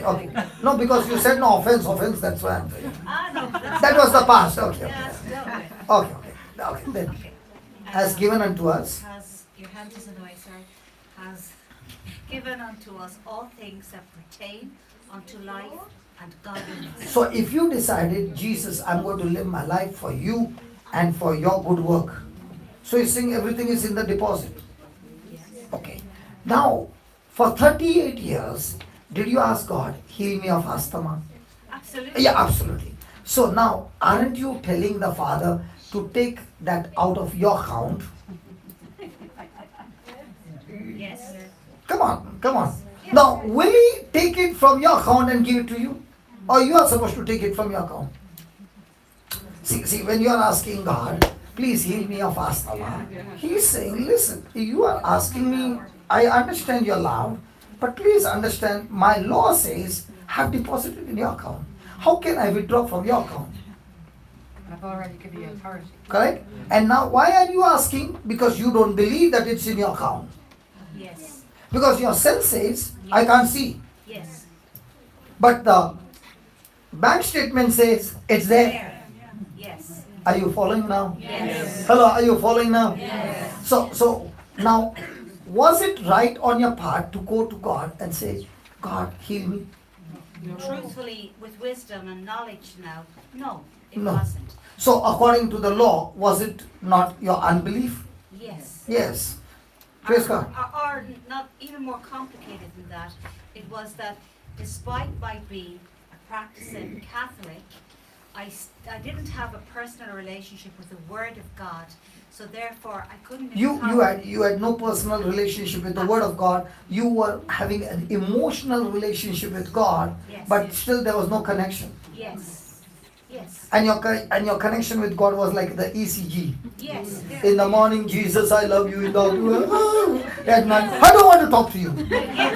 Come on. But now that you know that it is not the ECG graph, it's the Word of God, and the Word of God is the same in the morning, And the evening and the afternoon. even in the afternoon, even at night, and after you're gone also, it will be the same. Praise the Lord. It won't change. No. So which connection do you want? That blows the fuse all the time, or that is a permanent fuse? Permanent use. So all this time, where were you connected? Right. Are you going? Really? I was thinking you will be with me, the last person. Lord, my faith got shaken. Are you so tired of me? No. Excuse me? Yes, brother. Can you explain then in the Lord's Prayer, we say, give us this day our daily bread, as opposed to, we already have this day our daily bread. Give us this Daily bread. daily bread. Praise God. Now my question to you is, did she ask the healing? Did she say, I am the body of Christ, Satan and sickness has no power over me? Now let me give you an illustration. Did Jesus say, ask and you shall receive? You did, yes, definitely. Now everybody got charged. Yeah. Now let's see. Okay. Now did he say, seek and you shall find? Did he say, knock and you shall, and it shall be opened? It's open here, yes. Okay. Now question. Supposing my sister went to this laundryman, Vijay, and gave 5 of her beautiful dresses for dry cleaning. Okay? Now Vijay, my brother, accepted those 5 dresses and gave her euros. Euro? You don't know what is euro? My God, in Ireland they don't know what is euro. Now will he give euro or will he give you a receipt? And he told her, you are not in the scene. He told her, come after 1 week. Is it agreeable? Yes. Okay. After 1 week, she was very busy. So she told you, darling, you're so good, you're so kind, you're so loving, you're so precious, and you always do so much for me. Can you do one more thing for me? Which you always do. Okay? When you're coming back from office, just pass down that lane where Vijay Laundry is there. Okay? And just get by 5 dresses. And here's the receipt. You kept the receipt in your pocket and you were busy the whole day. And suddenly you remembered that you have to bring your wife's dresses. So you went to him and said, I want my wife's 5 dresses. He will ask, which wife?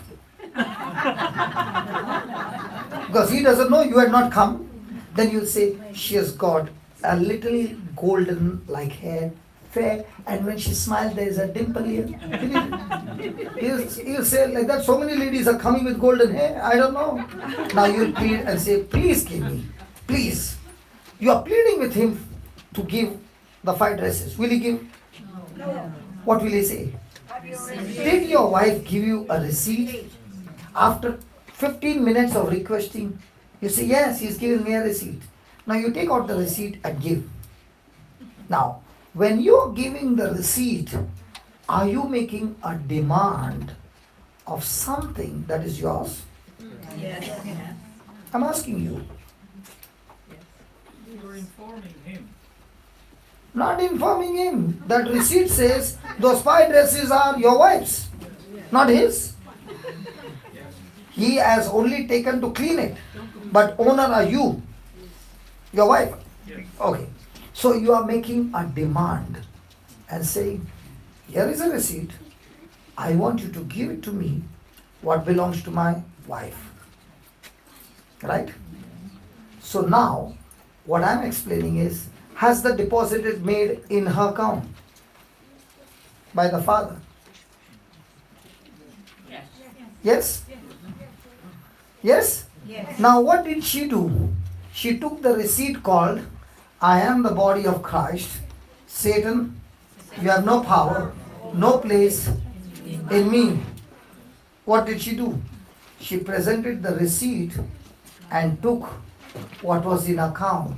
She is asking but demanding what is hers.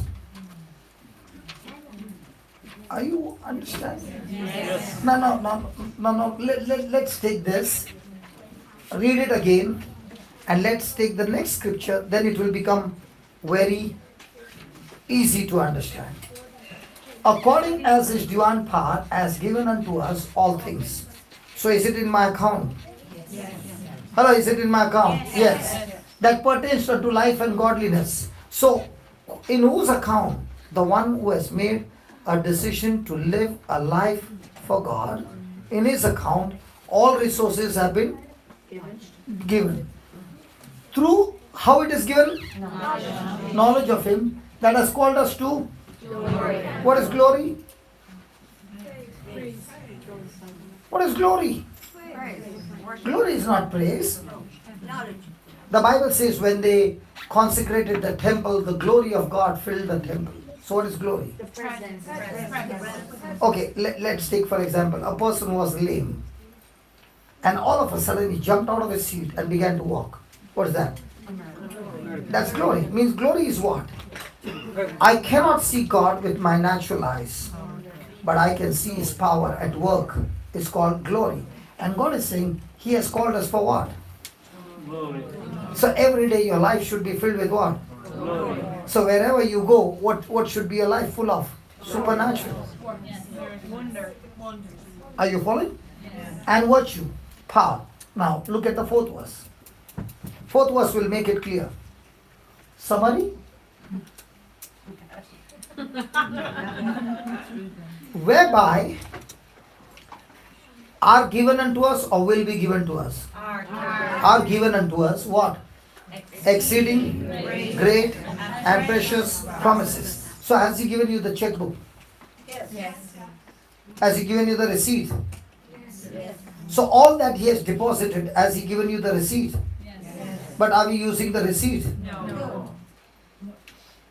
So how does it look that you are making a demand without a receipt? Will it work? No. So when you're producing the receipt, aren't you taking delivery of your goods? Aren't you asking at the counter, this is my receipt, can you please give me? Aren't you asking for your goods? But this time when you're asking, are you asking like a beggar or asking what's yours? So God is saying there are two ways of asking. A person can come and ask like a beggar, he gets how much? Coins. Another person comes and produces the receipt, he gets his inheritance. Now which one am I? Second. Now what you did after 38 years is you demanded your inheritance. When you did not know, you were like a beggar. Yes. So every time you got what? A little healing here, a little there, next day is the same. So the receipt is the word of God and us. The receipt is the promise of God. And we applying the word of God in our life. Yeah, that's what she said. She did not say, God heal me. God get this asthma out.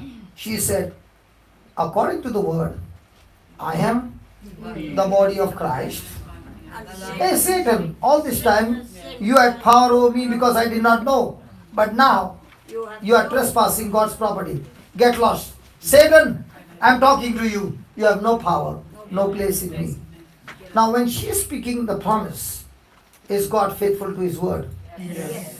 So will the Holy Ghost get into action? Yes. Now did you cooperate with God? Yes.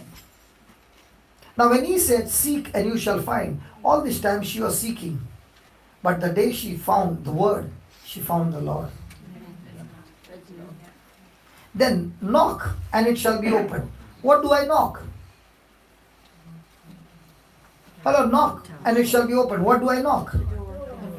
Which door? Choose the knowledge of No, but what do I knock? Doubt. Heaven's door. the word. Yeah, with that word, I knock heaven's door, right? Yeah. No, you don't knock heaven's door. You knock the devil who is giving you unbelief, and then it shall be opened. See, we think knocking heaven. You don't need to knock heaven. Is God so cruel? Only when you knock, he'll say, okay, Michael, let's open the door. What Jesus meant is, knock and it shall be opened means, knock at the wall that Satan has built in your mind with unbelief. Knock it down. And when you use the word of God to knock it down, it shall be opened for you. Take the barriers down. Now what happened after 38 years? She learned how to knock that wall out. And when she succeeded in knocking that wall, she said, oh my God, this works, man. Now I can use this saying for something else. Now the Bible is a big checkbook. So what did we do? We took a few of them and put it together and gave you the small checkbook which covers up every area of your life. But if you don't open the book, you will go around to God as a believer or as a beggar. So you decide who you are. Can you ask your neighbor who you are? Ask your neighbor. Good. Ask. You ask. I know who you are.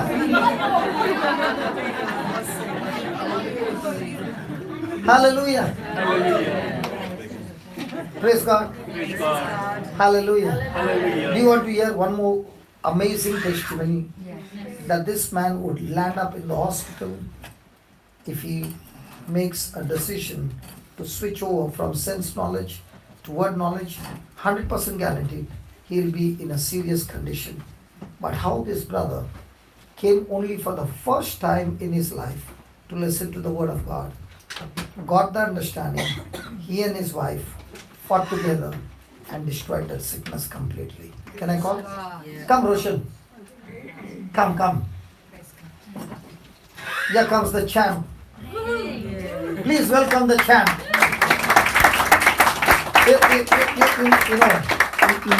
Looking at people, you might be saying, such a delicate, shy person. But you never know what kind of stars they hold, because they have learned to kill using God's word. Praise God. So Roshan, tell us about what was your sickness and what happened to you. I was suffering from... Hey, just put it on. Can you just give the volume though? Yes, A little more. There's Carmen. wrong one.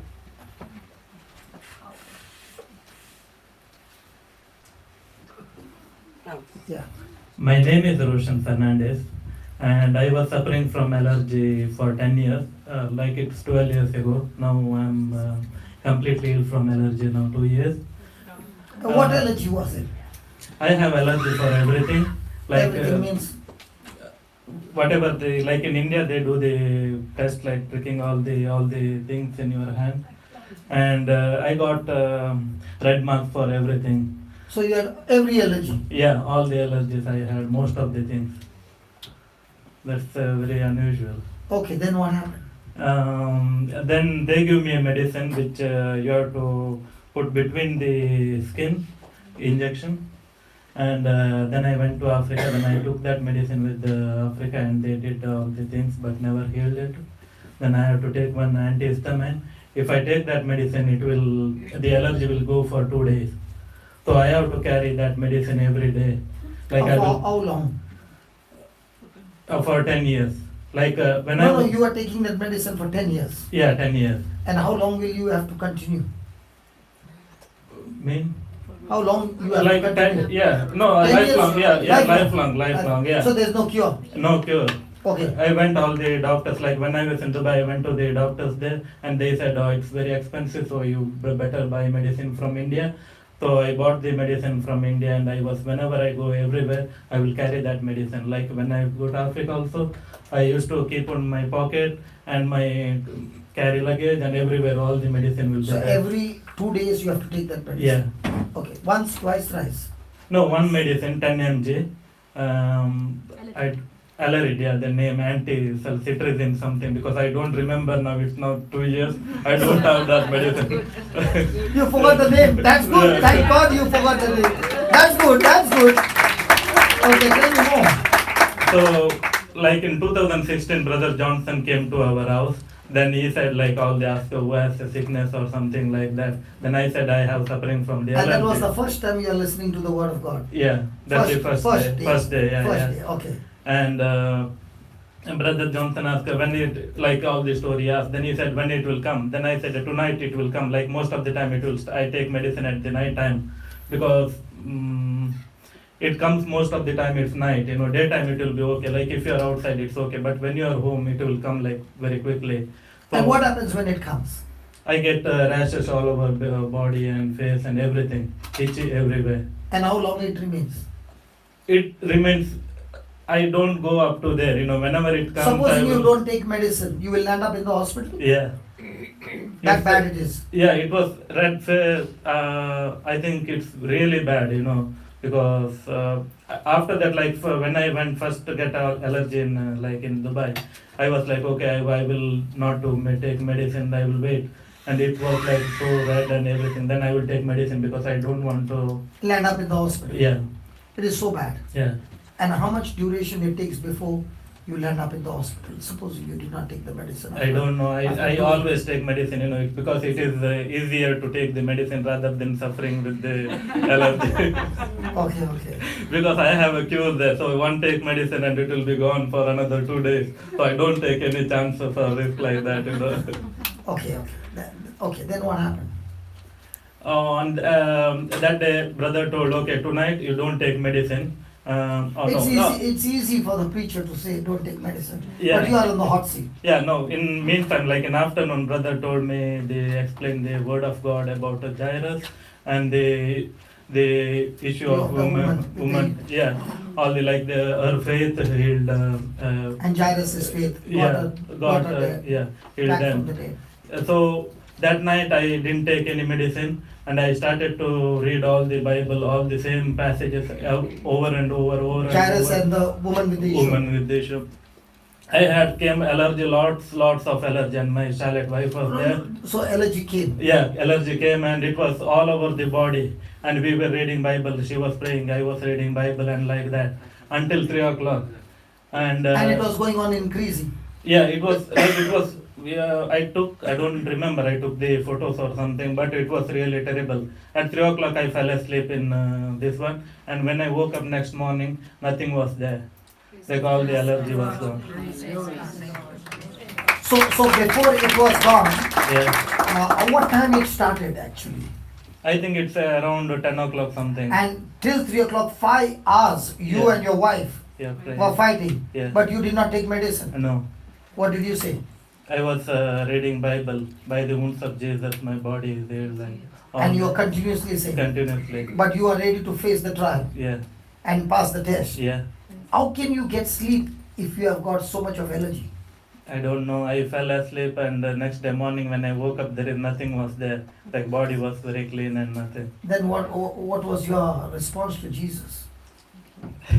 I was so happy. Then what happened after 2 days? After 2 days, it came back again. Then we again started like I think next day after 2 days I came to the Telemo and brother prayed over me again all the scriptures. Then I got healed. And after that, like now it's nearly 2.5 years. I didn't take any medicine. And it's not coming in. Not coming again. So before it could go, it gave its best shot to change your mind, Yeah, trying to get you back into the medicine. I didn't understand.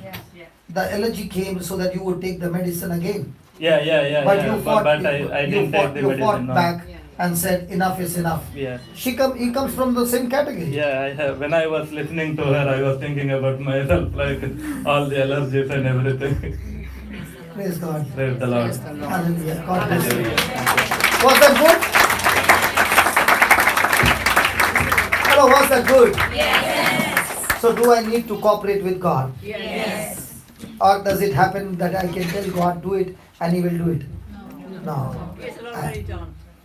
It's already done, but for the manifestation, I have to cooperate with God. Amen? Amen. Okay, just put that. Okay. So, where your question, whereby are given unto us exceeding great and precious promises, that by these promises you might be partaker of the divine nature, having escaped the corruption that is in the world through lust. So there is an escape. And to escape, I must use the promises. So if I don't use the promises, I cannot get my escape. Now the question comes, very important questions. Why do I use the scriptures?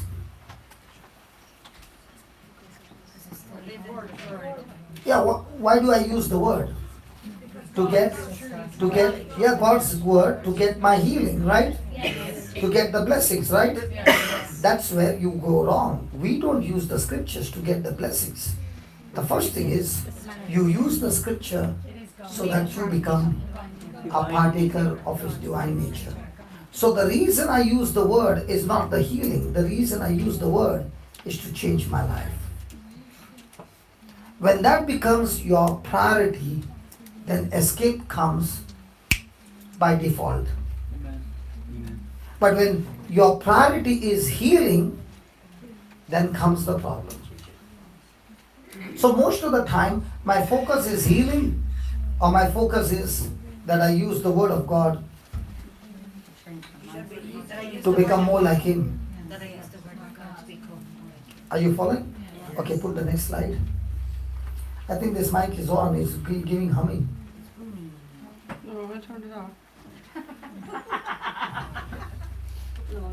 Isn't it giving a hum? It is, yes. Are you buzzing? Hmm? Are you buzzing? Sometimes the words I can't understand. Are you Because buzzing somebody like the said, bees? somebody said, you know, I got a sponge in my brain. I said, when did the sponge go in? English is a real funny language. Very, very. And in Ireland they speak anything. I said, did you go through an operation? She said, no.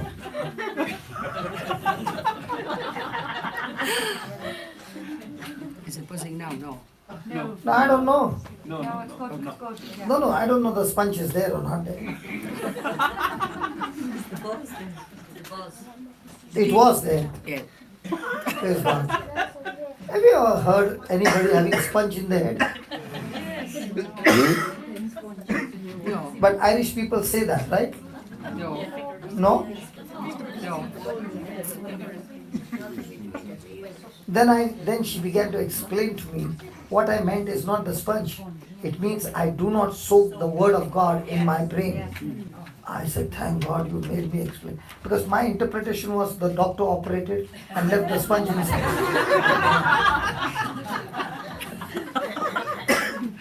So interpretation can go wrong, isn't it? Like cartoon. With the sponge. I watch cartoons. Of all that I thought, no, people will remember. Brother was saying a lady had sponge in her ear. Sometimes doctors do leave some, but I never heard a sponge was left inside. I can understand cotton was left inside. Have you ever heard? No. I don't think so. They use sponge for during operation. But in Ireland they use. Let's come back. Jesus has made available everything. Do you now believe? Yes. So are you going to go to Jesus and say, give me, give me, give me? No. What would that mean? Belief or unbelief? Unbelief. Okay. We will ever need in our life. So asking God to do something He has already done is an indication of unbelief. So from now on, are you going to ask God to do it? Or are you going to say, God, you have done it. Now it's my turn to believe and speak it by faith that it's done. Yes. Like Roshan. He was praying to God, God heal me, God heal me. Now when he began to understand, God, you have healed me and I'm going to fight this, even if it is a pressure, I and the wife agreeing with him, praise God, they fought the battle, they got the victory. Amen? Amen. Nothing comes free. And if you are a delicate darling, learn to fight. There's no option. Either you fight or you die. I just said fight about the scripture. Where are you going, Vincent? You can't go like that. Because I spoke fight, they got up. Now you're after causing a row between them. That's why we have me right. 3 hours to go home. Wow. Can I just say a small prayer, please? Back Please. here, Vincent. Please, please. If it has taken you 3 hours, let me just say a small prayer for you. See now, they got the cream of the cake. Loving Father, I thank you. These are the hungry people, thirsty people, who came to receive your word. And blessed are the hungry and thirsty. Your word says they shall be filled. Lord, all that they have heard, even as they go back these 3 hours, they will keep on talking of what they heard. And Lord, the seed that is planted in their heart, when I come back the next time, I will see the seeds have grown into trees producing a rich harvest. Amen. That they are going as anointed men and women of God to go and like Paul say, Lord, the grace that is given to me shall not go wasted. But the labor that I put is your grace. And I'm doing good work, not because I want to do, but it is because you have created me for good work. Your anointing in me from now on will bring forth signs, wonders, and miracles everywhere I go. Yes. Lord, I speak that your anointing is upon their tongue. That when they speak with authority, and your word does not come back empty, but produces manifestation of your glory. Yes, Lord, they are going from here, 3 hours from here, to put a fire over there, so that through them, the fire will spread all around that area. In Jesus' mighty name. Amen. Amen. Okay, soldiers. Thank you. God bless you all. Thank you so much. Hello. Lord, she shook her hand like a soldier. And I pray, Lord, that this soldier's hand is anointed. Yes. Just like you anointed my hand, I release that anointing on this hand. The impartation of your anointing upon her life, that I will hear from her mighty signs and wonders, demons being cast out, the sick shall be healed, and more than ever, people will turn their hearts to you and come into your kingdom in Jesus' name. Amen. Amen. Hallelujah. Hallelujah. Hallelujah. So next. We finished 54 more to go. Praise God. Hallelujah. Isn't that good? This is only third. This is the third one. Praise God. This is the fourth one. Hallelujah. If we want to see the manifestation, we must Believe. we must believe. So everybody wants to see manifestation. What is the key? We must believe. Praise God. Okay. Shall we have some manifestation now? Okay. Is there anybody who has got problem in the bones? Yes. Yeah. Can you please come here? Yeah, please come. Bones. Okay, I want some volunteers who are ready to exercise their faith. Wow, I got 3, 4, 5, 6. You also got problem in your bone? So you are standing for volunteer? Okay. Okay. 6.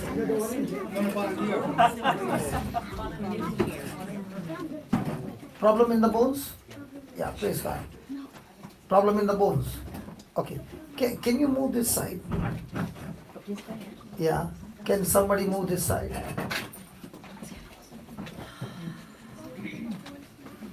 You also? Yes, my Okay. Okay. Okay. I need some volunteers. Good, good. Pick up one. Pick up one. Don't leave them. Sorry? Take one, anybody. Come in front, sir. Or back. Straight to back. Front. Just make them stand opposite to you. Face to face, face to face. Please, face to face.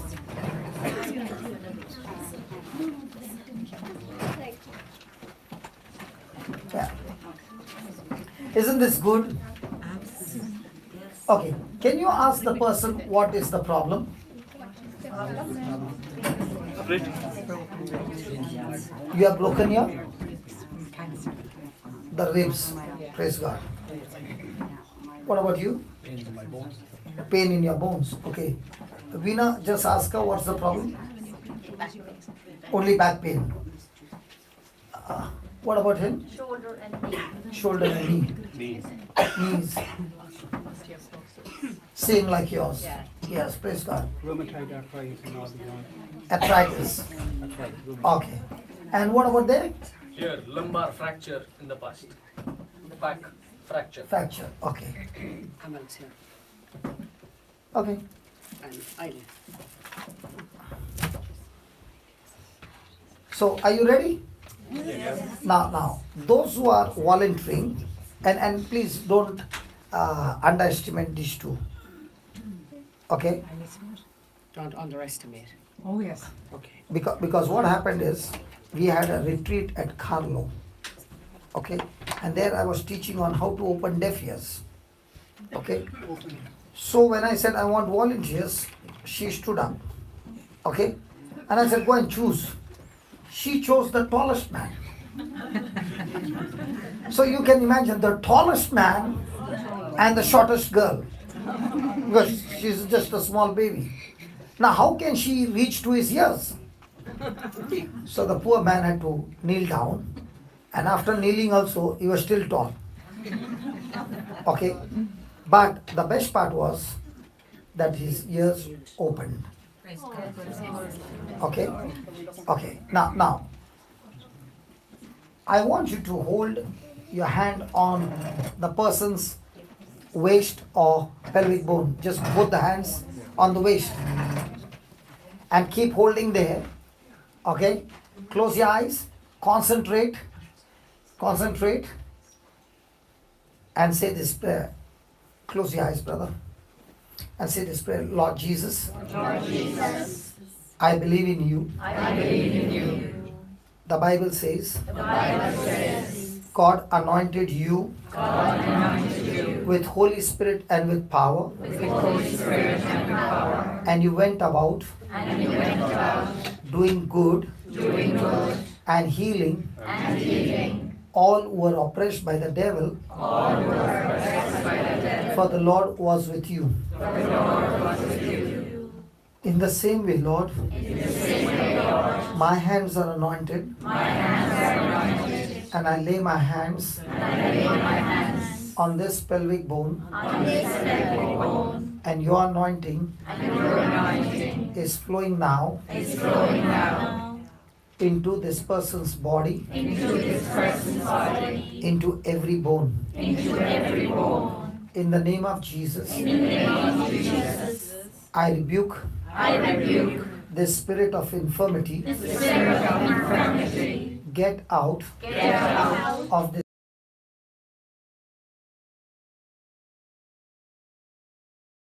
Jesus. In the name of Jesus. Lord, let your anointing flow into this person's body, right into the spine, the vertebrae, the skull, the lower disc, the hips, the knees, the ankles, into every bone. In the name of Jesus, I command all these bones get aligned now. Go back to your right position. In the name of Jesus. Get aligned. In Jesus' name. Now believe as this word has been spoken, the Holy Spirit is now aligning those bones. Just keep your eyes closed, concentrate, and you can feel the pelvic bone curving, the ribs. I command them to be aligned. And as the bones are being aligned, I also speak to the cartilages. The person suffering from arthritis, I'm talking to those arthritis, to that cartilages. Be recreated now. Cartilages, be recreated now. Completely. Be restored now. Completely. In the name of Jesus. In the name of Jesus. Lord, I thank you that each one's bones are being aligned. I thank you, Lord. The cracked bone is getting recovered and restored and made absolutely perfect. No more cracks. Lord, I thank you. The knees are being recreated. The back is being recreated. Lord, you have given us power to lay hands.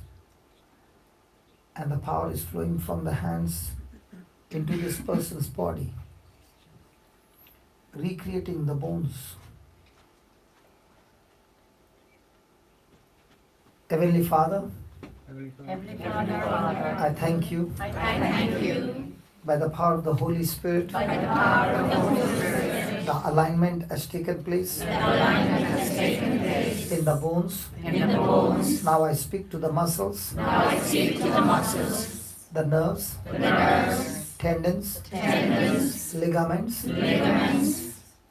In the name of Jesus, be recreated now. Be loosed now. Go back to your original position. Thank you, Holy Spirit, for this quick surgery and restoring the health completely. All the pain has gone, and the person is completely healed. In Jesus' name. Amen. Amen. It's done. Just, brother, just ask her. She had a fractured back. Ask her what's happening. Tell me. Come here.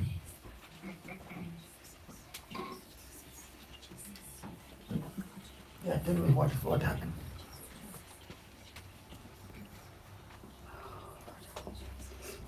I've had a broke I broke a vertebrae One minute.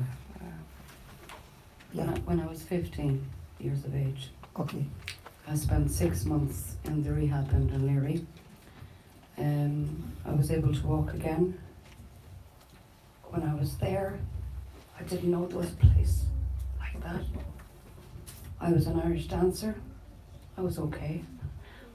And he replaced it with singing. And my medicine was singing in mass. But I've gone everywhere for healing and stuff. But I just felt that was extremely thorough. I mean, I know my soul kind of longs for peace and stuff like that. What happened just now? I feel like I'm after having major surgery without an anaesthetic, if I'm honest. It was, yeah. It was just I saw the Lord do the surgery. I saw the Lord do your surgery. And that's why the Lord said, ask her first, because yours was a fractured bone and He fixed it up perfectly. Now you can do whatever you want. There's no pain. It's all gone. I became an addict because of that.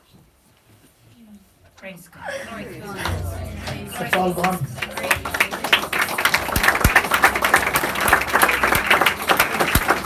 It's all gone. There's no pain now. He gave you a brand new bag. Oh, wow. And that's why I don't understand how this works. But I don't know why when you put your hand on the pelvic bone, all the bones get healed. I don't know why. I still don't know why. But when a believer puts the hand on the pelvic bone and tells the power to flow, it aligns all the bones. Now you do something you could not do. Yeah, it's just been hell, really, you know. But I kept coming back. I was like, you know, I mentioned Jesus carrying the cross and He got back up. I keep getting back up, and I know I'm here for a reason, because I've overdosed a lot of times. Hurt my family. That face that we thought we put on. No, listen. The past is over. Okay. The chains are broken. Praise God. The chains are broken. Thank you. I want to ask you a simple question. Yes. Did you murder anybody? No. How much did Paul kill? God only knows. And what does he say? My hands are clean. Why does he say my hands are clean? Because he believes in the forgiveness that comes from Jesus. If Paul's hands are clean, I would say my hands are clean. What about your hands?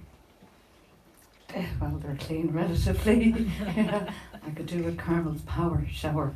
But, no, they are clean. No, they are. They are I clean. am clean. Through the blood of Jesus. Yes. So you have the freedom. Yes, I Now move your waist. Nothing? No, good, great. All great. Yeah. Praise God. Yes. Brand new bag. Absolutely. And that too free. Amen. Hallelujah. Hallelujah. Hallelujah. Hallelujah, Sharon. I told you this is the day. Isn't that interesting? The one who prayed doesn't get a hug, doesn't get a kiss. Nothing from here. Always a hope. God bless you. Thank you. Just fooling. I know Okay. you are a good character. Somebody said funny. Yes, very funny. Is it funny? Well, I remember one time I was at Mass. It was suggested I go and pray for a brother of mine. And I was in Edgeworthstown, but there was a priest. It was actually at a healing Mass. And I thought, Jesus must have had a sense of humour when He gave me the two parents He gave me. And I started giggling in the middle of Mass, and this old fellow was sitting, an old man, old fellow, was sitting beside me, and he just me said, "Be quiet, Joe." But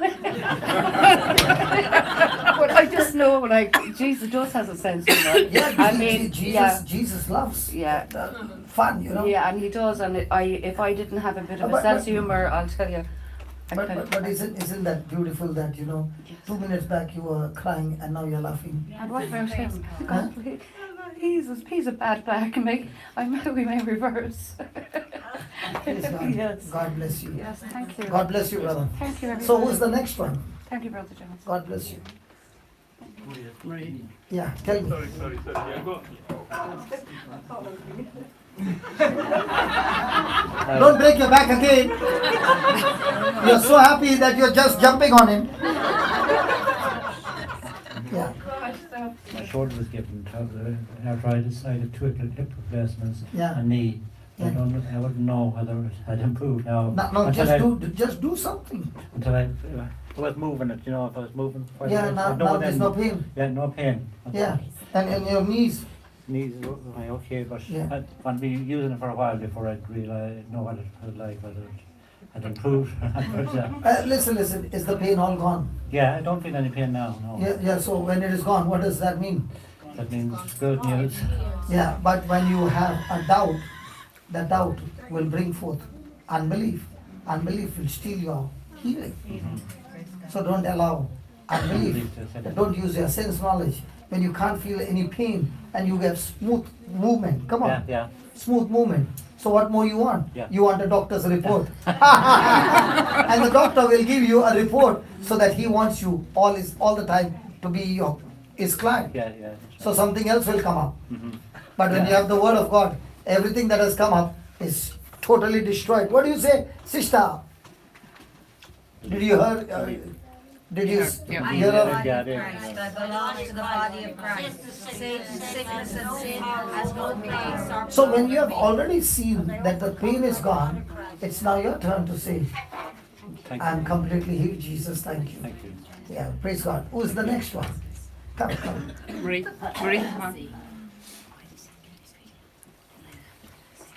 Yeah, Rheumatoid arthritis in my fingers. yeah. And then what happened? Is the pain there now? No, I'm moving well. Nothing is there. Just a slight. Okay. Now most of it is gone. Most of that. Now, will you be like her? Will you be like Brother Roshan, going on speaking the word till you see everything is 100% done and you don't allow it to enter in again? I have actually started doing that because I come to this prayer group and I've actually started. And today you experienced a big healing. Yeah. Praise Yeah. God. Praise God. Hallelujah. Thank Lord you. Jesus. Yeah, come. Who's the next one?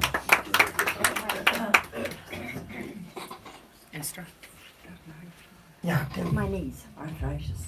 Okay. Yeah, I can bend them quite easily now. Now you can bend it absolutely easily. No pain. No pain. Praise So you got brand new knees. Thank you, Jesus. Now all these healings, who are going to pay the euros? Jesus already paid. It's free. So will you go and tell others what the Lord has done and teach them as well? Parents' meetings as well. Yeah, but will you go and tell others Of course I will, yeah. and bring them for the meeting? Yes. God bless you. Thank you very much. Praise the Yes, Lord. God bless you. Who is next? Yours is scoliosis. Osteoporosis in my lower back. I It's don't- the bone, brittle bone. It's the bone breaking away. Okay, now I what? am healed, praise God. Now what did you feel now?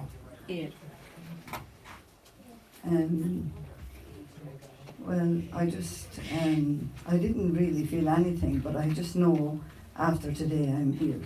Praise God. And praise God. Thank you. Praise God. So you're totally on word knowledge. Yes. Yes. Did you have any pain? No, well, very slightly at me on the bottom of my back. I wouldn't know I had osteoporosis, and I had a scan. Okay. Told me. Okay. But that's why I came here today. And now And there's I no know pain? I'm healed today. Now there's no pain? No, there's no pain. So what was there is gone. Yeah, well, yeah, it is gone.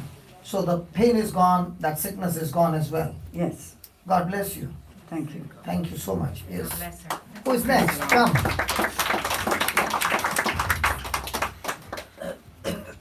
Hello. I I've had rheumatoid arthritis for the past 12 years. Okay. I've been on through all my joints in my body, the small fine joints, my fingers, my toes, my knees, my back. I've been on a lot of heavy medication every day, plus a weekly injection. And like Marie there, €140 every month for this. And 140? €40 a month, yeah. Your expenses to pay? Just for medication, yes. Mhm. Yeah, plus visits to GPs and consultants. That is extra. For the past 12 years. And what happened today? Today I believe I've been healed. Now, do you have any symptoms? Don't have any symptoms, no. Everything is gone. Everything is gone. Wow. Praise Isn't that amazing? God bless you. The woman with the issue of blood had for 12 years, you had arthritis for 12 years, and the Lord healed you completely. I believe so. And now you go and share the good news to others, what the Lord has done. God bless you. Yes. The ribs, come.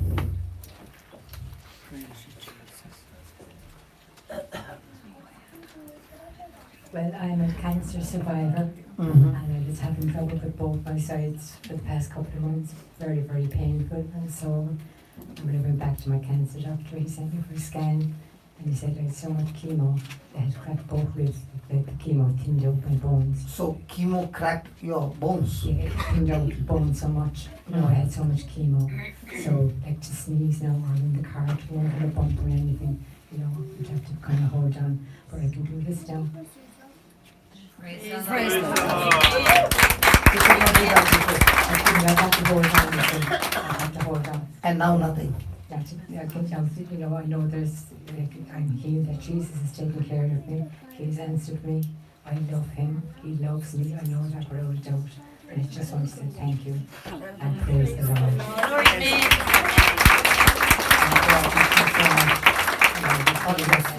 Thank you. Next, come. Isn't that good? In the church, everybody starts healing everybody. Yeah. I've raised up my fingers, my Okay. back, lower back, Mhm. and no pains now. No pain now. Everything is gone. God bless you. How many years you suffered? 5, 6 years. 5, 6 years. And it's all gone. God bless you. Yes.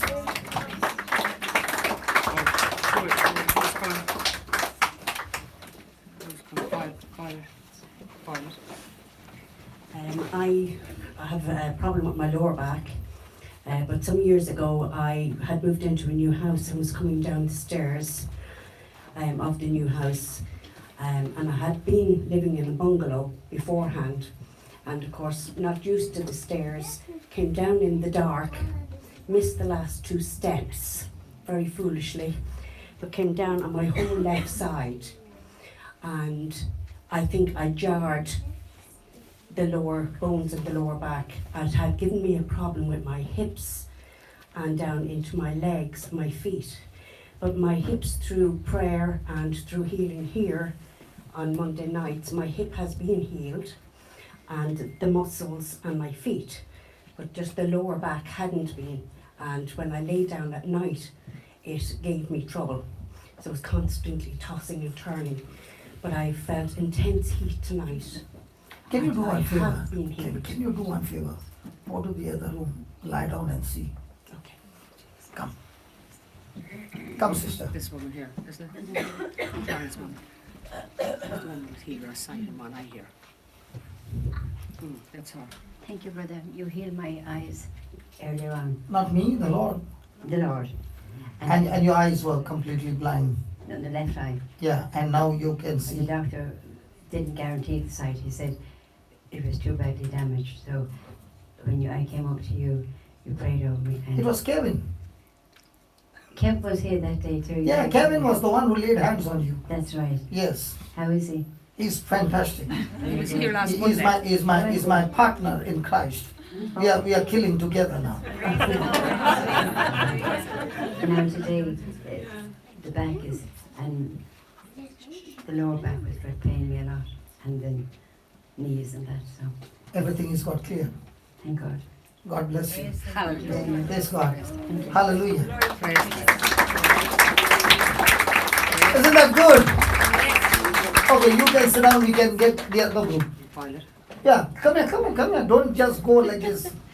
Yeah, tell me. Yes, I could lie down without any pain in it. It's all gone. All gone. All gone. Praise the Lord. Yes, all gone. Praise God. Hallelujah. Hallelujah. Can you do one favor now? Can you write a prayer? Hello. Can you write a prayer? And when you see a person having problem in the bones, hello. Can you write down a prayer that I'll give you? Okay.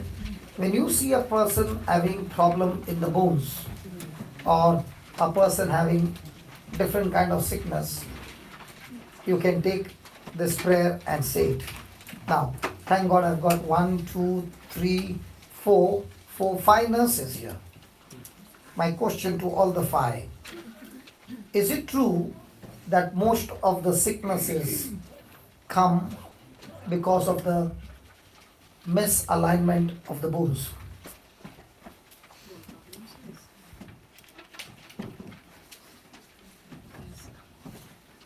None of them are talking. I'm asking you a difficult question. Most of the people in the world suffer from bone-related problems, which is true. Bone-related problem. Yeah, bone-related problems. I think about 85% of all the sicknesses are bone-related. Okay? And when these bones even shift a slightest, because the whole body has been structured in such a way that when the alignment in the bones go, then it affects the internal organs. Okay? Now, the doctor can tell me what is the problem. For the doctor, he has to cut open and set things right. Is that right? Yes. But Jesus said, we can speak to the mountain when we have faith. So when we speak to the mountain, get aligned or get out, it goes. In the same way, can we speak to the bones to get aligned? Yes. So, according to Jesus, will the bones have to obey us? Yes. Will the internal organs have to obey us? Yes. So once you understand that this is the promise that God has given me and I cooperate with it, I'll give you an example. One day I was praying for a person who had varicose veins. And I finished my prayer and there was a doctor there. And she said, listen, you made the prayer but you did not go to the problem. You said everything, but that is not what was the reason why the person has got varicose vein. And I said, what's the reason? She said, the valves are not functioning right in the veins. So if the valves start functioning right, everything will be all right. So I called up that person and said, hey, listen, I made a wrong prayer because I did not know. Here's a doctor who told me the reason for varicose vein is your valves. So now I'm going to talk to the valves and say to those valves, begin to function perfectly. And I want you to take the photograph now and tomorrow morning send me a photograph again. And you and your wife begin to thank God that the valves which were not functioning in the name of Jesus has received life because God gives life to the dead. Okay? So we began to pray and I said, send me the photograph tomorrow. The next day morning, he sent me a photograph. The varicose veins had gone back inside and the person was completely healed. Wow. So please understand, we have a great advantage than what the doctor has. The doctor is for our advantage. The doctor will diagnose what is wrong. Okay? Now when the doctor said this is wrong, now you can take authority of what is wrong and set that right in the name of Jesus. For example, the bone has been shifted. I command that bone which has gone out of alignment to go back to your right position. Now what do? You command it to move. And when you command it to move, according to faith, will it move? Yes. And if it moves, when it moves, will the problem get solved? Yes. Now, during this time, did we pray to God to heal anybody? No. No. We never said God heal these people. But all that we said was, Lord, as they have touched the anointing at the pelvic bone, your anointing is going and aligning all the bones. Okay? So can we write down this prayer? Yes. Say this. Heavenly Father. No, write down. Heavenly Father, I thank you and I praise you for your word.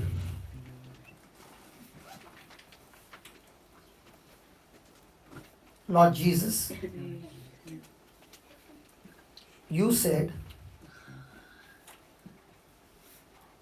have faith in God.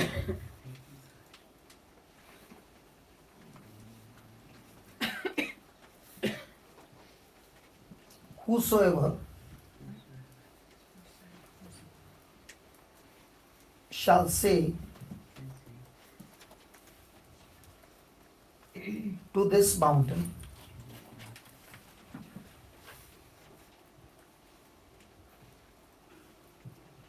to be uprooted, uprooted, how do you say in Irish? Help me. Yeah, uprooted is right. Uprooted, yeah. To be uprooted and be planted into the sea.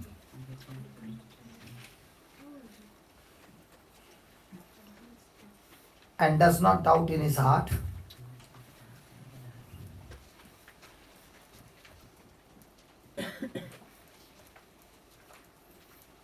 But shall believe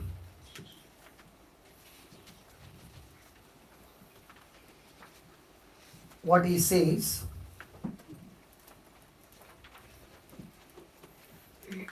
shall come to pass.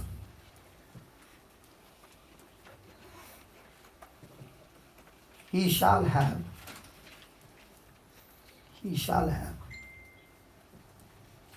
whatever he says. Or you could just say that last line. Can somebody say, I will not know what I said? He shall have whatever he says. He shall have whatever he says. Is that okay? Yeah. Lord Jesus, you said, all those who believe in you, all those who believe in you will not only do the works you did,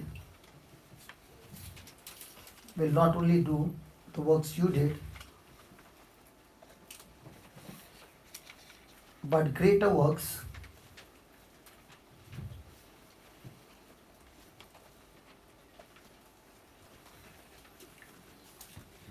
because you are seated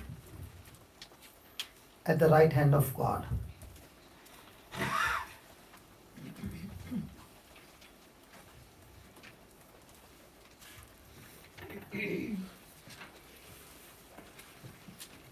In the name of Jesus,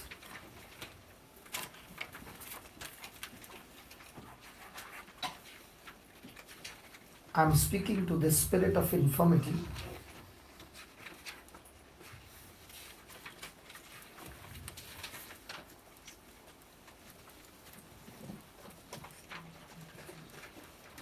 Be uprooted.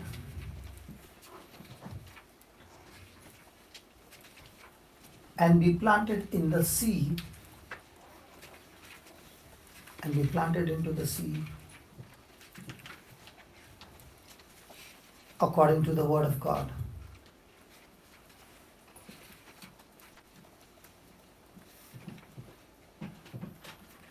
Thank you, Holy Spirit.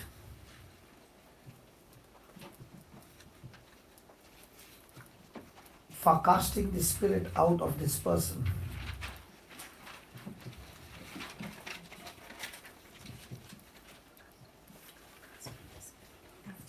Casting this spirit out of this person. Now, I'm speaking to all the bones. Now, I'm speaking to all the bones. Get aligned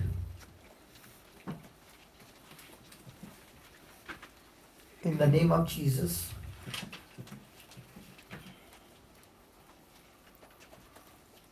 Go back to your right position.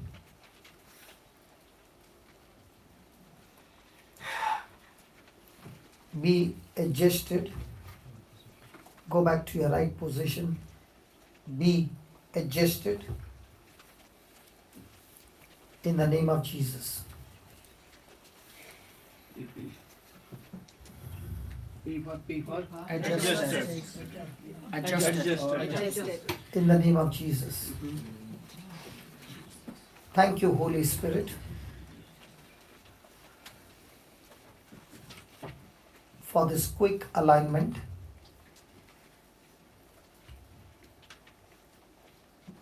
Quick operation.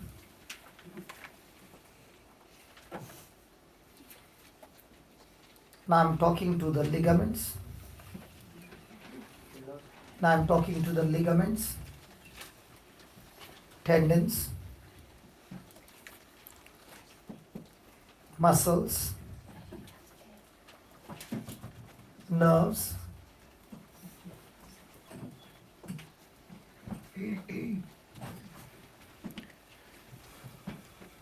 in the name of Jesus. Be relaxed.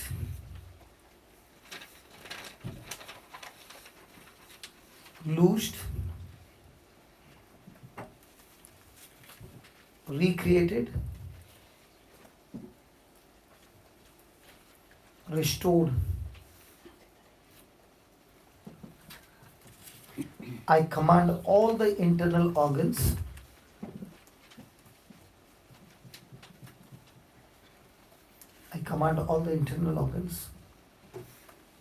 function perfectly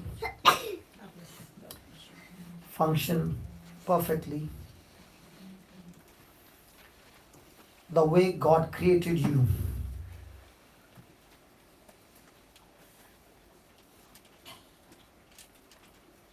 I forbid any malfunction in the name of Jesus.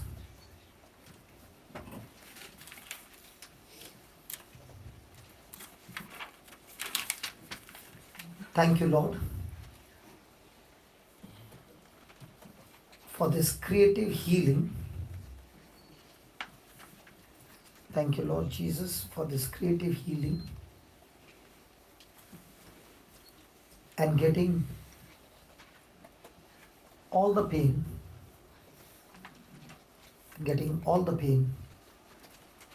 out of this person, getting all the pain out of this person and healing this person completely.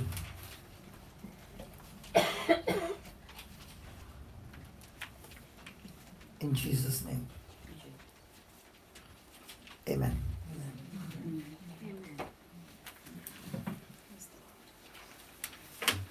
Praise God. The sister just sitting behind you near the window. Has your neck got healed? Yeah, got it. Did it get healed now? Is it still paining? Okay. Can you just stand? Close your eyes and say, Lord Jesus, I command all the bones be aligned now in the name of Jesus. Thank you, Lord, Holy Spirit, for aligning my vertebrae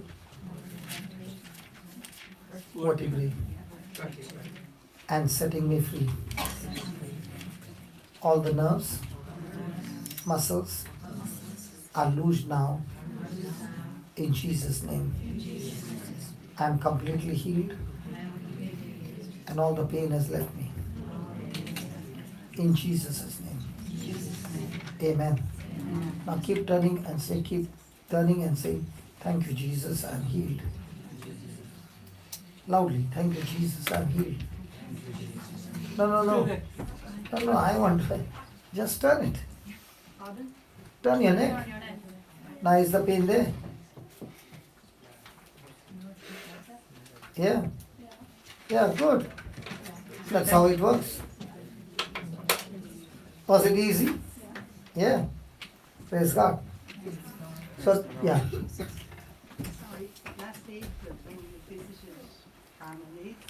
Come here. She's already taking sign of the cross before meeting. Normally people do that. She's Carmen Horn. You can take over. You can take her over now. She's Carmen Horn too. Yeah, she's my best buddy. And she's just like you? She's Carmen Horn. She's mighty. I haven't got her gifts. You I have my own. You have your own. She has her praise own. God. Okay. Tell me. Last April when you came to visit Carmen. Just one minute. We don't want to miss anything. Okay. When you came to visit Carmen Nate's house last April, I was here and I had a very bad ulcer, stomach ulcer. And Aid and you, Brother Johnson, prayed over me. Okay? I've had it for quite so many years, and I have to go every year or twice a year to Ballinasloe Hospital. Is this okay? Yeah, okay. That was because you did. To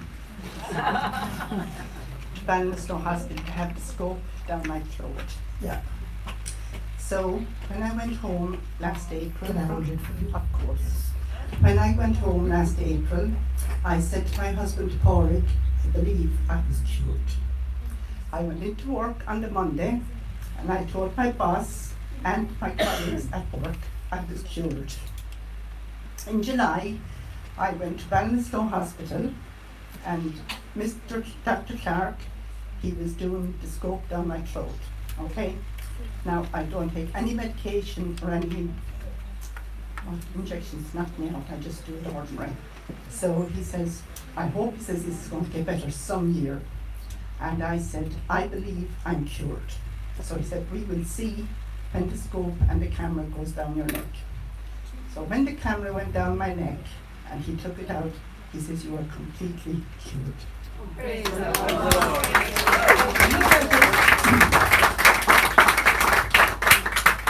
To look at the ulcer that I have seen over the years, and to look at it in July last year. Unbelievable. Praise the Lord. Praise the Lord. Praise the Lord. And I did not even know what was you about to say when the Lord said, don't ask her, call her here. Yes. And another thing I must say, I get a spot at each side of my throat. Okay? And every time I get it, I feel it when it comes. And I say, kill it. And that's it. It's gone. So you became a killer with only 2 words. You said kill it. So and I say kill it. So you are telling the Holy Spirit to kill it? Yes. And it gets killed? It vanishes. Yes. Wow. Yeah. Praise God. Praise God. So when you go to church and somebody is sitting next to you and you see that sickness, do you say the same? So will you start saying it? I will say it. I will pray. I will pray a lot. No. Are you going to pray or say? I will say it. So the next neighbor is suffering and you can see it. Will you say, Lord, kill it? And if we in the church start doing that, the person's faith in the church will increase because he will say, I went to church and I came out, my God, I'm totally healed. Because inside the church are now killers. Imagine if we all understand what we wrote, okay, and we start exercising that, okay, and it works all the time. Now what happens? You go to church, you are so excited, and you say, God, I'm going to kill it. You know, when the Lord touched me, I would not get people. So I would get people in the parking lot.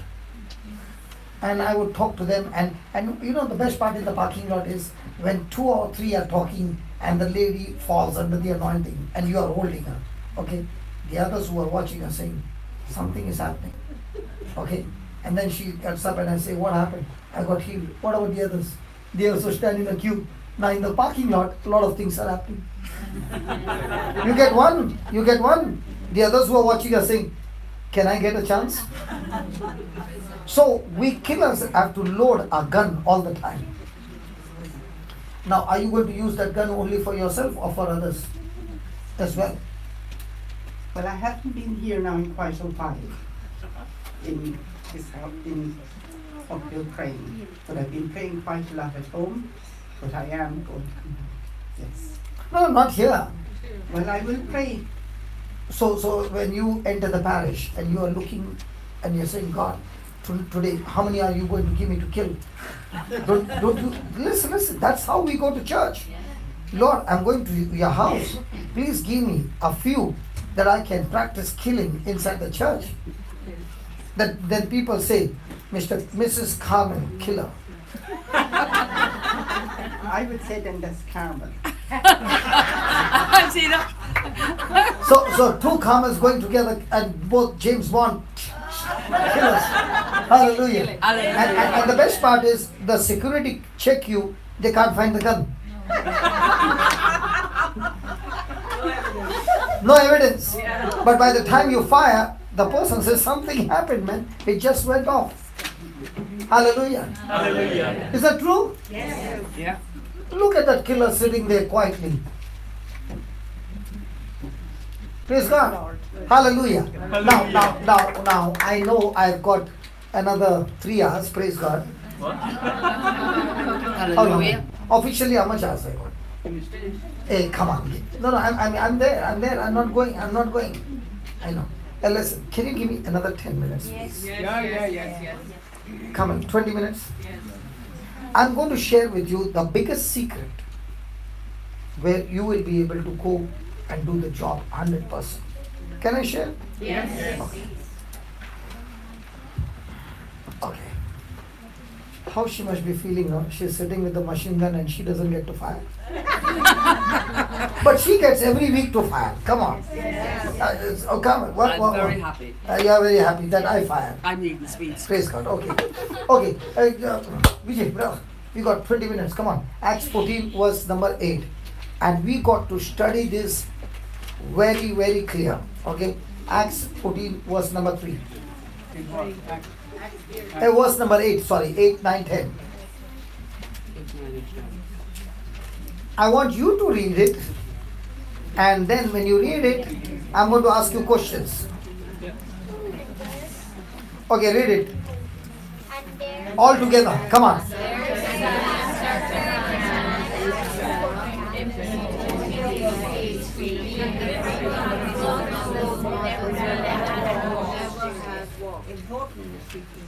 Do you want to read it again? Because I'm going to ask you questions.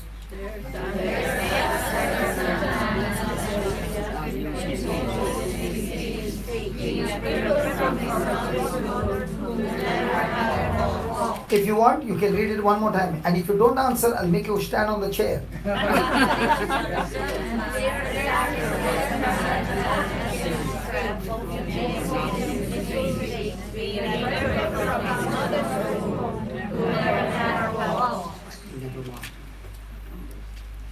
Okay, the next one. Dr. Vijay, next one. Sorry.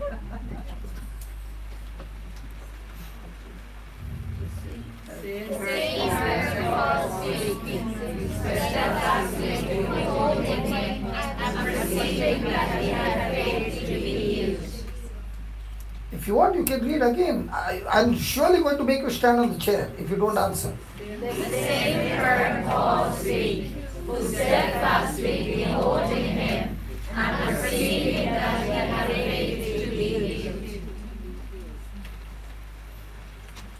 You want one more time? The same heard Paul speak, who steadfastly beholding him, and perceiving that he had faith to believe. Last line. Come on, next one. The same. Next one. Stand upright on thy feet, and lean and walk. Want to read it again? Said with a loud voice, stand upright on thy feet, and be tall. So I'm going to start with Dublin people first. There are people from Dublin? Dublin? Look at these two. They are from Dublin and they are saying, no, we are not from Dublin. Hallelujah. Acts 14. Acts 14. Acts 14. 8 to 10. Okay, now. Isn't it wonderful the man got healed? Yes. Isn't it wonderful God healed the man? Yeah, God healed. God healed the man. Paul healed the man. No. Paul healed the man. No. God healed the man. Who healed the man? His faith. The man's faith healed the man. Is that clear? Yes. Hello, is that clear? Yes. Okay. Now, there are 3 things that Paul did to heal this man. I want you to tell me which is the first one. And let me tell you, in the church, 95% of the people fail what Paul did. Don't look at me like this. I'll prove my case. I'll have to prove my case with scripture. Okay? Now you said that Paul preached and that preaching brought faith and the man got healed. So Paul did 3 things to help the man get healed. Right? Yes. In the same way you have to do what? 3 things to get somebody healed. So what's the first thing? And those who have written, don't you open your mouth. What I preach and you have written. Okay. What's the first thing that Paul did? Absolutely wrong. What's the first thing? He saw a man sitting. No.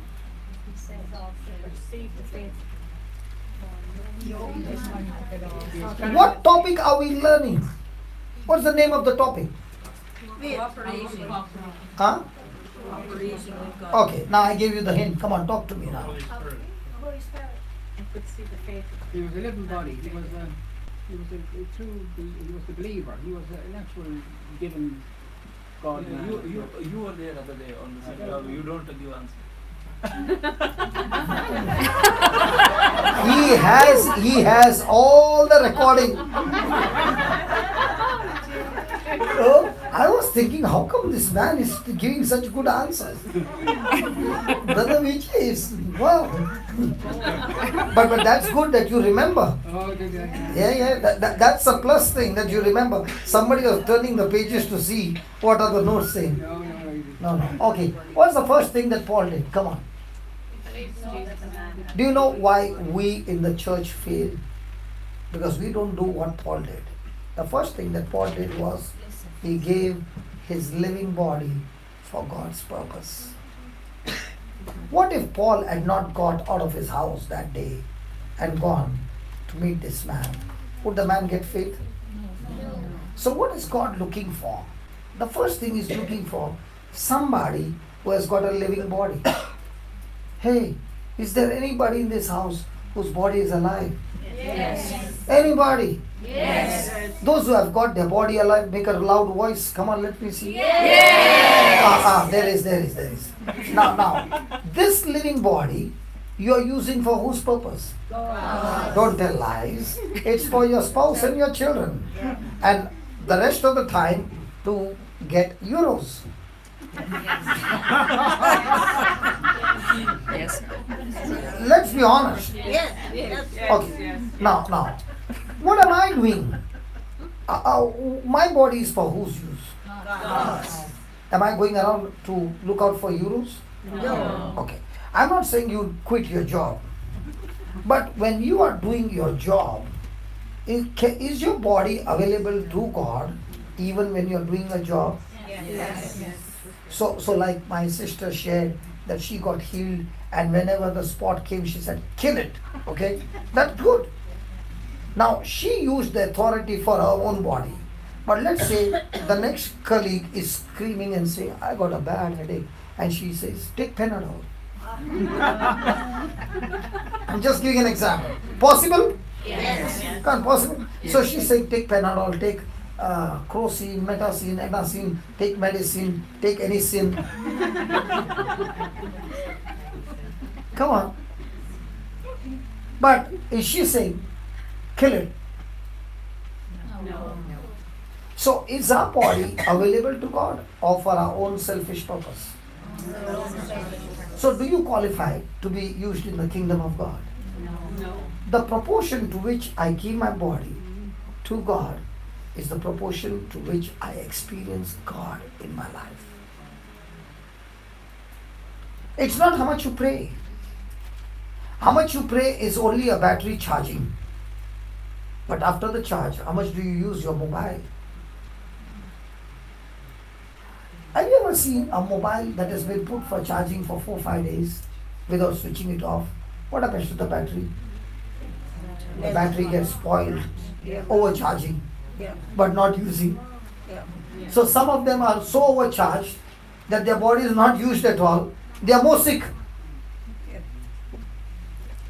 Ask your neighbor, is he talking about you? Overcharged? Now, please don't misunderstand me. When you were all doing all the boxes tick, tick, tick, all overcharged, but body not being used for the kingdom of God. So what is God looking for? He's looking not for those who are qualified, those who are intelligent, those who are gifted. He's looking for somebody who can say, Lord, my body is available for you anytime, 24 hours. Even when I'm sleeping, and if somebody has something urgent, Lord, my body is ready to pick up the call, even in my sleep, and serve you. How is my body available? When I've finished everything, then on Monday, 8 o'clock, I'll come here. And I'll come here for what? To give or to receive? Who said give? You come here to give or to receive? This is your gas station where they fill in gas for a week and they say, go out, use it and come back with some report. And what do? We fill in the gas and now we are using the gas for my spouse, for my children.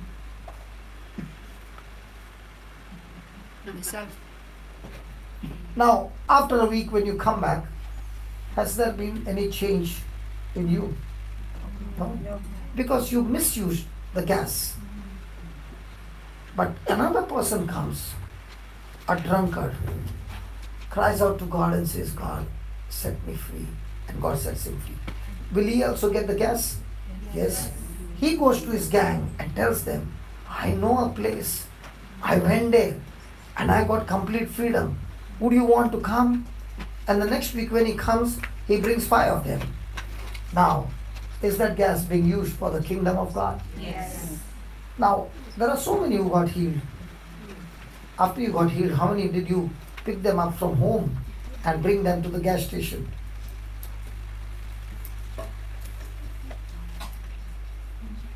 How many of you, when you set up out of your house, prayed to God and said, God, when I step out next week, you are going to give me 2 or 3 people who have never been to church. Holy Spirit, I'm ready. Show me how to do it. I'm ready for it. But I'm not going to that gas station alone. It is an insult that in spite of the Holy Spirit being anointed me, Jesus went about doing good and healing all who are oppressed by the devil. And I've been getting here, Holy Spirit, come with your fire. He said, stop saying that, I'm already inside. Stop saying, come with your fire. The fire is inside, but the fire is not being used. You can't keep what you have unless you give it away. You can't keep what you have. In this gas station, that you give it away. You have to give it away. So, shall we make a prayer from today that, Lord, when I come on a Monday, I've come to a gas station and you are going to fill me with all that anointing, with the teaching. But Lord, before I come next week, I don't want to come back a failure. telling that your anointing is not powerful. I want to prove my case that, Lord, I'm going to pray and ask you, teach me how to fish. Because you said to Peter, I will make you what? Fishers of men. And this anointing is there from the last 30 years, Lord, and I could not get one fish. But now, Lord, I don't want this kind of a miserable life that no fish in my net. I am going to do the fishing for a week, and before Monday, I will see to it that I brought 2 or 3 in this place. Can we take the challenge? Yes. And listen, if you're going to go fishing on your own, you'll fail. But you ask Holy Spirit, give me the strategy. Show me, Lord, who is the person who needs. And now you are offering your body for God. First thing. The second thing Paul did was, he began to teach his body scriptures. He began to teach himself scriptures. If any person wants the manifestation of God's glory, he cannot have without scriptures. The scripture is your evidence, it's your checkbook. When you go to God, please don't go without a checkbook. Today's first reading talks about the checkbook. How many of you have been for the Mass? What was today's reading? The second one, sorry, not the first one. First one was Isaiah. Second one. You read it, my dear? I will. Did you read about the checkbook? I want somebody to read it from the RSV Bible. Just give me Hebrews 4. Was it 15? I think it's Hebrews 4, 15, 16 and 17. Why do people not see the manifestation? Today's second reading. And I was so excited when he was reading, and I was saying, wow, God, if only I had got a chance to stand there and preach this scripture. Wow, look at that. Seeing then we have, can somebody give me from the RSV Bible? Because this word will be changed in the RSV Bible. Seeing then we have a great high priest that is passed into the heavens, Jesus the Son of God, let us hold fast. Somebody got it. Having therefore a great high priest. Confession. Now why is he saying hold fast to our confession? What's the meaning of the word confession? To admit. What is confession?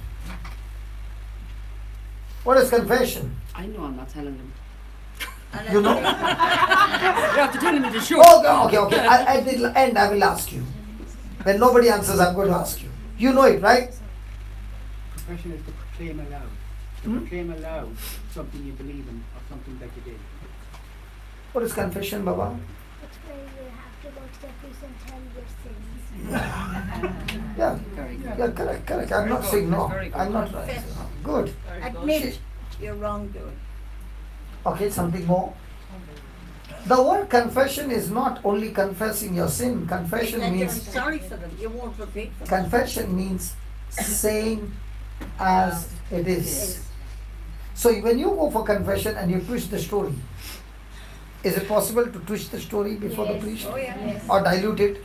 Yeah. Now, is it confession? No. To say as it is confession. So here he's saying, we have a great high priest. Who is he? Jesus, the Son of God. He is seated at the right hand of the Father. And he's saying, I gave you that exceeding great and precious promises. Is that right? Yes. Through which we are partakers of his divine nature. Through which we escape from the corruption. So he's saying, when you come to my Father, please do not come with the checkbook. I have given you my promise. Hold on to the promise. You know, when I was asking the Lord, can you explain to me how it is? So he shared with me my incident. How many of us boys, all the boys, when we did something wrong, would we run to dad or to mom? Why not to dad? Well, because dad was ready to bash us up. And mom would come in between and plead on our behalf and say, let him go this time, he'll be alright next time. Anybody? Oh, I have come to a wrong congregation now. All of you are good people. So mom, I would always run to mom. Okay? And that's how Jesus says, I know you are in trouble. I want you to run towards me. But when you run towards me, come to me, to my Father, speaking what I have promised you. That's why hold fast The word of God. my promise and open your mouth and speak only my promise, not what you did, not what you feel, but what I did for you. Are you following? Yes. And look at the next line. For we have not a high priest which cannot be touched with the feeling of infirmity. See, listen. There is a high priest, and what was the job of a high priest? To stand between God and man. And he would intercede to God and ask for pardon of the sins of the people of Israel for 1 year. So the sin was not forgiven, but the sin was covered by the blood of the Lamb. And therefore, for them, they had to confess their sin every year, even the past sins. Because it was not washed, it was only covered. And the high priest himself had to confess and get himself sanctified, because if he had sinned and he went to the Holy of Holies, he would be dead. Are you following? So the high priest would go into the Holy of Holies once a year, that too with fear. And he had a waist where there were bells down, and there was a curtain. So the people on the other side would keep on listening to the bells. As long as the bells are ringing, he is alive. And if the bells are not ringing, they would tie a rope to his leg before he would go in. Because there was nobody to go in and bring him out, because the one who goes in also is dead. The Lord's holiness was so strong. And then they would pull him out.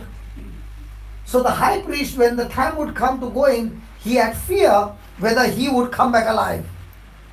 And he would be asking for his own forgiveness.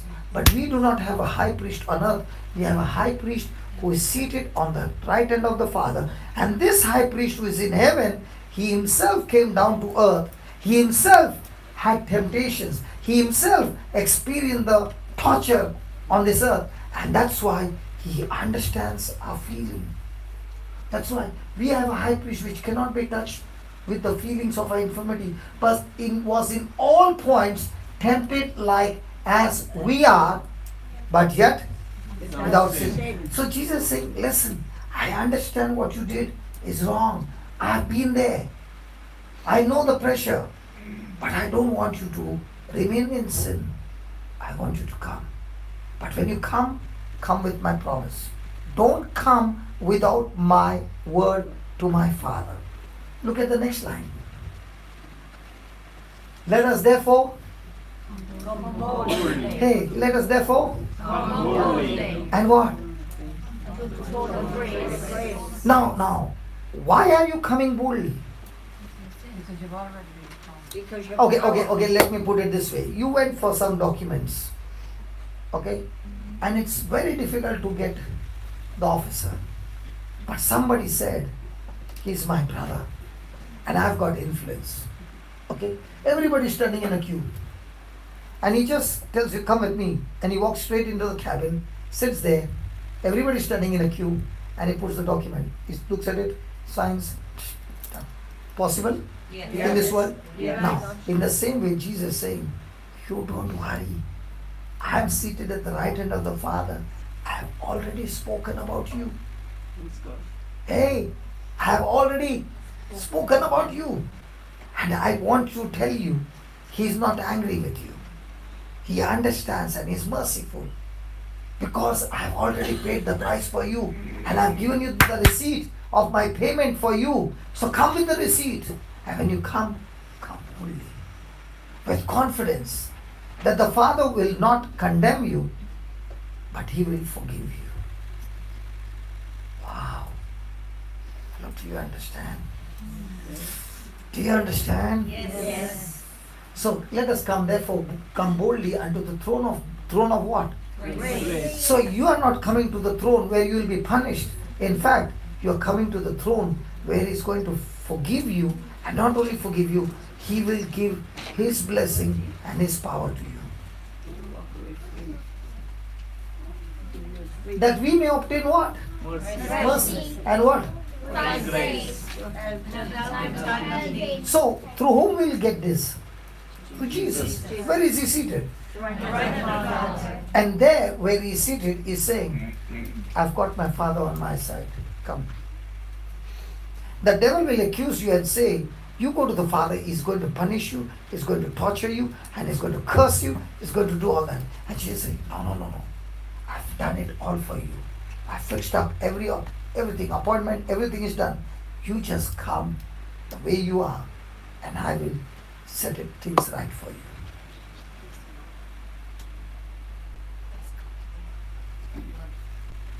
I know how cool you all can be here. When I heard that, I said, wow, I got an influence directly to the throne of God, and He's saying, don't stay out, just come in. How do you feel? You were standing in a queue, and the next day you did not get your number. The next day you are early there and standing in a queue, you did not get. Third day, somebody said, you want to go in? Come with me. And it just takes you past everything. How do you feel? You know, there was in Dubai, there was a Christian on the open grounds. Don Moen had come. Christian songs were being sung, and the tickets were being sold, and it was totally sold out. So I was in Dubai, and I was asking one brother, I would love to attend. And the company which I'm working in Dubai, I'm a resident of Dubai. Okay. So the company which I was working, the same company was doing the music for Don Moen. Okay. So the crew from the company were all working over there. So I said, I want a ticket. He said, the ticket you won't get, but I will arrange for you. So he said, before the show, just come and meet me. So I called up and I said, I'm here. So he said, okay, just wait, I'm sending somebody. So one person came and said, come on, let's go. And he took one tag, one badge, and put it on my neck. And he said, don't look to the right, don't look to the left, just follow me. And I said, okay. Now I'm going to the smallest gate, the lower one. He took me through the highest price. Now, when you don't have a ticket, aren't you scared? And everybody is watching, and top security. And he said, don't look right and left, just keep walking. And I kept walking. And the security, when they saw my badge, they went 2 steps behind. Now, when the first security did that, and the second did, what comes to me now? Confidence. Now I'm walking like this. And I'm wondering, what is that badge? Okay. And I went in and I told him, what is this badge? He said, for every crew has authority to pass a particular boundary. That crew cannot pass that boundary. But this badge, what you got, is a crew can go right up to the stage and do whatever adjustment has to be done about the equipment. You have got the highest badge, that's mine, and I gave it to you. And I thought to myself, as long as I had no ticket, I was standing with others. The moment the badge came on me, I got all doors open. And I thought, Lord, if this badge can do that, your word says, by grace I have the badge through Jesus Christ, that I can come to the throne of grace boldly with the badge. Now what happens to demons? They all back off. You understand what I'm saying? Yes. And when I went in, I was wondering for the whole crowd standing out because they had no ticket. And I was just thinking, just a badge, and I'm right inside, and I go right up to the stage. Nobody stops me. Now imagine if this badge was of this earth, what about the badge of heaven, man, that we all are carrying? Imagine you got a badge and you don't even know the power of that badge, and you're standing over there and somebody saying you're coming in. No, I can't come in because I don't have the ticket. Are you following? Yes. So when you understand what you got, you can get in. And that's what Paul is saying. That the badge that he carried, he got it through the scriptures. And he began to preach to that man and said, hey listen, I was blind when I was on the way to Damascus and I could not see for 3 days. But I soaked myself in the word of God, in that experience that I got with Jesus. I've never seen Jesus in flesh and blood. But when I soaked myself in Jesus, I heard him say that there is a man who will come to meet you, Ananias. And that man comes to Paul, who is Saul at that time, and says, Brother Saul, that Jesus whom you encountered on the way to Damascus, he has sent me. Now, Brother Saul, he lays his hands on Saul and says, in the name of Jesus, receive your sight. And the Bible says the scales fell off his eyes and he was instantly healed. Now, when Paul is talking to this lame man, he is sharing his own testimony. He is sharing that Jesus in flesh and blood healed. But today, Jesus is not in flesh and blood, and therefore he doesn't heal. He is in spirit in us, and that spirit in us is authorizing us to go and lay hands and they get healed. Amen. Did you get that? Yes. So first is he gave his living body. 2, he fed himself with the scriptures. And 3, he enforced that scripture into action. Now, for example, I've been preaching the whole day. But all of a sudden I said, come on, let's have some manifestation. Now what I'm doing, I'm putting that scripture into action. Did sicknesses get healed? Yes. So if a preacher is giving his body, preaching the word, but he fails to do the third part, enforcing the scripture, will it work? No. So what is lacking in our life? The third one. Because we do not believe that enforcing will bring the result. Now, for example, you had allergy of cheese. When everybody was gone last time, we enforced that word and I gave you cheese, only cheese to eat. And you ate after how many years?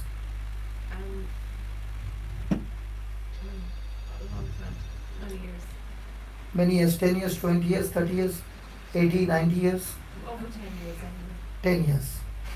More than 10 years. Now, because we enforced and you agreed, what happened? After that you are eating cheese, nothing's happening. But before enforcing, we had to explain to you what the scripture says. Are you following? Yes. So, are we supposed to explain? Are we supposed to explain the scriptures? Yes. And after explaining, are we supposed to enforce the scriptures? Yes. Now, the man did 3 things. Oh, thank you, Holy Spirit. He's going to do wonderful things now. Watch this. The man did 3 things. He heard the word, he believed the word, and when the scripture was enforced, did he agree with the word? Yes. Now, my question to you is, do you have Jesus in you? Yes. So you must ask your neighbor, what do you want me to enforce in you? And you will be healed. So ask your neighbor, what is it that you want me to pray for? And you too, Baba, you too, pray for these 2 children. Okay? And I'm going to teach you. Okay? Ask your neighbor, what is it that you want me to pray for? Just sit next to her. Next to her. You will pray for her, right? Okay, ask her what is it that she wants. Both of you with that one girl. Okay. Vijay, you can go with her. Just ask your neighbor, have you finished? No, both of you. Both.